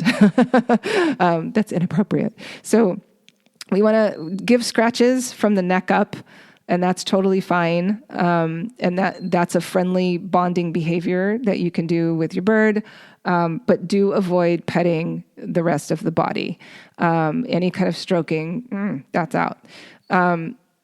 We also want to make sure that we're providing enough darkness, because longer light hours can be a trigger for reproductive hormones. Also, shredding materials. If you have a bird that's doing a lot of shredding, like if you give them boxes or magazines, anything that's really shreddable, and they're spending a whole lot of time shredding, especially during the springtime, they may be feeling like they're building a nest. especially if they have a box. They may start treating the box like a nest and, kind of digging a hole, shredding stuff and putting it in there. If they're doing that, we want to start taking that stuff away and giving them other stuff to do. So we can't just take it away and not replace it with something. We need to give them other stuff to do. So make foraging toys. That's one of the best ways that you can redirect that energy to doing something where they're shredding and they're digging and they're getting food. So, okay, this is foraging behavior. They're not just shredding, because now, what do I do with this stuff? I must be making a nest. They do actually have stimulation of reproductive hormones when they are engaging in those nesting type behaviors. So we want to limit that. So reduce light exposure and limit their access to things that might be nest buildy activities, and make sure that they're keeping busy with taking baths, preening regularly, playing with their toys, using foraging toys and foraging behaviors, and having healthy, fun interactions with you. If you have a bird who likes to play and, hop after stuff and bounce around like a kike or, a conure that's really active, maybe a bird that likes to dance, if you play music and they're really responsive to music, you want to focus on that kind of stuff and really get them away from thinking about the mate bond. So that is one of the most important things I can leave you with is don't let your bird fall in love with you in that way. It leads to so many problem behaviors that we can avoid if we're very diligent and careful. But it's hard because it is a very, very strong biological drive for them. So we do have to really be diligent about that throughout the bird's life. Because those hormones will tend to wax and wane with the seasons, depending on your species. Unfortunately, my Senegal parrot has a breeding season of about 10 months. So I have to be careful pretty much all the time. He has about 2 months a year where he's super mellow. And the rest of the time I have to work at keeping him busy and entertained. And that is life with a bird. Another problem behavior that a lot of people will see in their birds is screaming. Unfortunately, birds can get quite loud, and that's a normal behavior for them, especially early in the morning, which is great if you are not a morning person, and in the evenings. And that's sort of a normal phenomenon in birds, the dawn chorus, and then the slightly less noisy evening chorus generally, but birds also in the wild will contact call each other throughout the day. So as we talked about a lot, they tend to be very social, our parrots, and they want to keep in touch with their flock members. So they'll call out to them if they're not in visual range.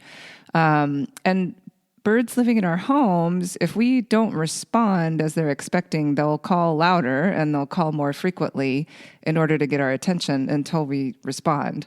So what might have started out in a younger bird or a newer bird as a relatively innocuous vocalization might turn into a horrible loud scream if we're not responding to them. So if you have a bird that is starting to exhibit screaming, the best thing for you to do is not respond at all. Don't make any noise. Don't do anything. Definitely don't yell at them to shut up, because for them, they're getting attention from you. Even if you're yelling at them and you think you're saying, knock it off, bird, the bird's going, whoo, yeah, you responded to me. That's great. I got what I wanted. So I'll do more of that screaming because that's what gets your attention. So super, super important to train ourselves to not react to a bird that's getting too noisy. What we want to do is try to firstly ignore the screaming until they stop doing it. And then once they're quiet, give them something else that you can give them attention for. So you could make a different kind of a noise that is less annoying. Maybe, just a fun, goofy sound, singing, something that sounds whistly, any of these other kinds of sounds that you might want your bird to pick up from you, and make that sound and see if they give you some kind of a response. And then if they're being quieter or they're making kind of more tolerable sounds, then give them attention, and definitely give them some of that good bird kind of attention, maybe even a treat. My bird has decided to hang out with us for the remainder of recording today, so he's putting his 2 cents in. So, little fun sounds that they might be able to do with you can be used as a contact call. Whistles and that sort of thing can be used as a contact call. And when you hear your bird doing that from across the room, or they're in another part of the house and they're calling to you, be sure that you do respond to them when they're making those sounds. So then they're more likely to repeat those sounds and not resort to screaming. And then when they do the screaming, do your best to ignore it for as long as you possibly can, and try to then redirect them once they kind of have a pause in their screaming, redirect them to either making a different type of sound or doing something else, do something interactive to give them entertainment. Just wait at least a couple of minutes after they've had a pause in the screaming so that you're not accidentally rewarding the screaming. And that's easy for us to do, to accidentally reward it by responding to them in some way. And that is how we actually positively reinforce the screaming behavior. So, and that goes for lots of other unwanted, unpleasant behaviors. That one of the best things that we can do is just ignore the bad behavior, wait for the animal to kind of turn their attention to something else, or to just pause in what they're doing and then redirect them to some other more desirable behavior that we can then give them reward for. So we do want to generally avoid punishment. There are some punishments that are relatively benign and not harmful, like spritzing with water and that sort of thing, but they're still not going to build trust, as we talked about with the positive reinforcement. And it's not a good way to learn. So when we wait for an animal to make a mistake and then punish them, we tend to drive up their level of anxiety and tension. And over time, that can lead to more and more unpleasant behavior and aggressive behaviors even. And it does tend to erode trust. So we really don't want to be using punishment as a way to modify behavior. We want to guide our animals into healthy, pleasant behaviors that we can reward, or that are self-rewarding for them. If they're doing something like a bird is using their foraging toys and they're getting food and treats and things as they forage, then that's perfect and that's great. So in general, we want to avoid any kind of punishment, and absolutely never use any kind of physical punishment that might actually be harmful to the bird. They are pretty delicate, even though they're strong and they're badass. They're also pretty delicate, so we want to be careful with them and protect them, keep them safe. Good, Bird Miles. Thanks for adding your perspective in there. I hope this has been helpful. I hope there's been a little bit of something new for everyone. I know some of you are probably very bird savvy and already had a lot of this, but I appreciate you staying with me. And I hope you got a lot out of it and have a new appreciation for life with birds, and you're ready to build a strong, healthy, non-mate bond with your parrot. So thanks again for being with me today, and please go give your parrot some scritches for me. I hope you enjoyed this episode of Dr. A for Animals. This podcast is for educational purposes and does not substitute for specific medical advice for an individual animal or constitute the practice of veterinary medicine. No veterinary client-patient relationship is formed through listening to the podcast. If you have an animal in need of medical care, please see their veterinarian.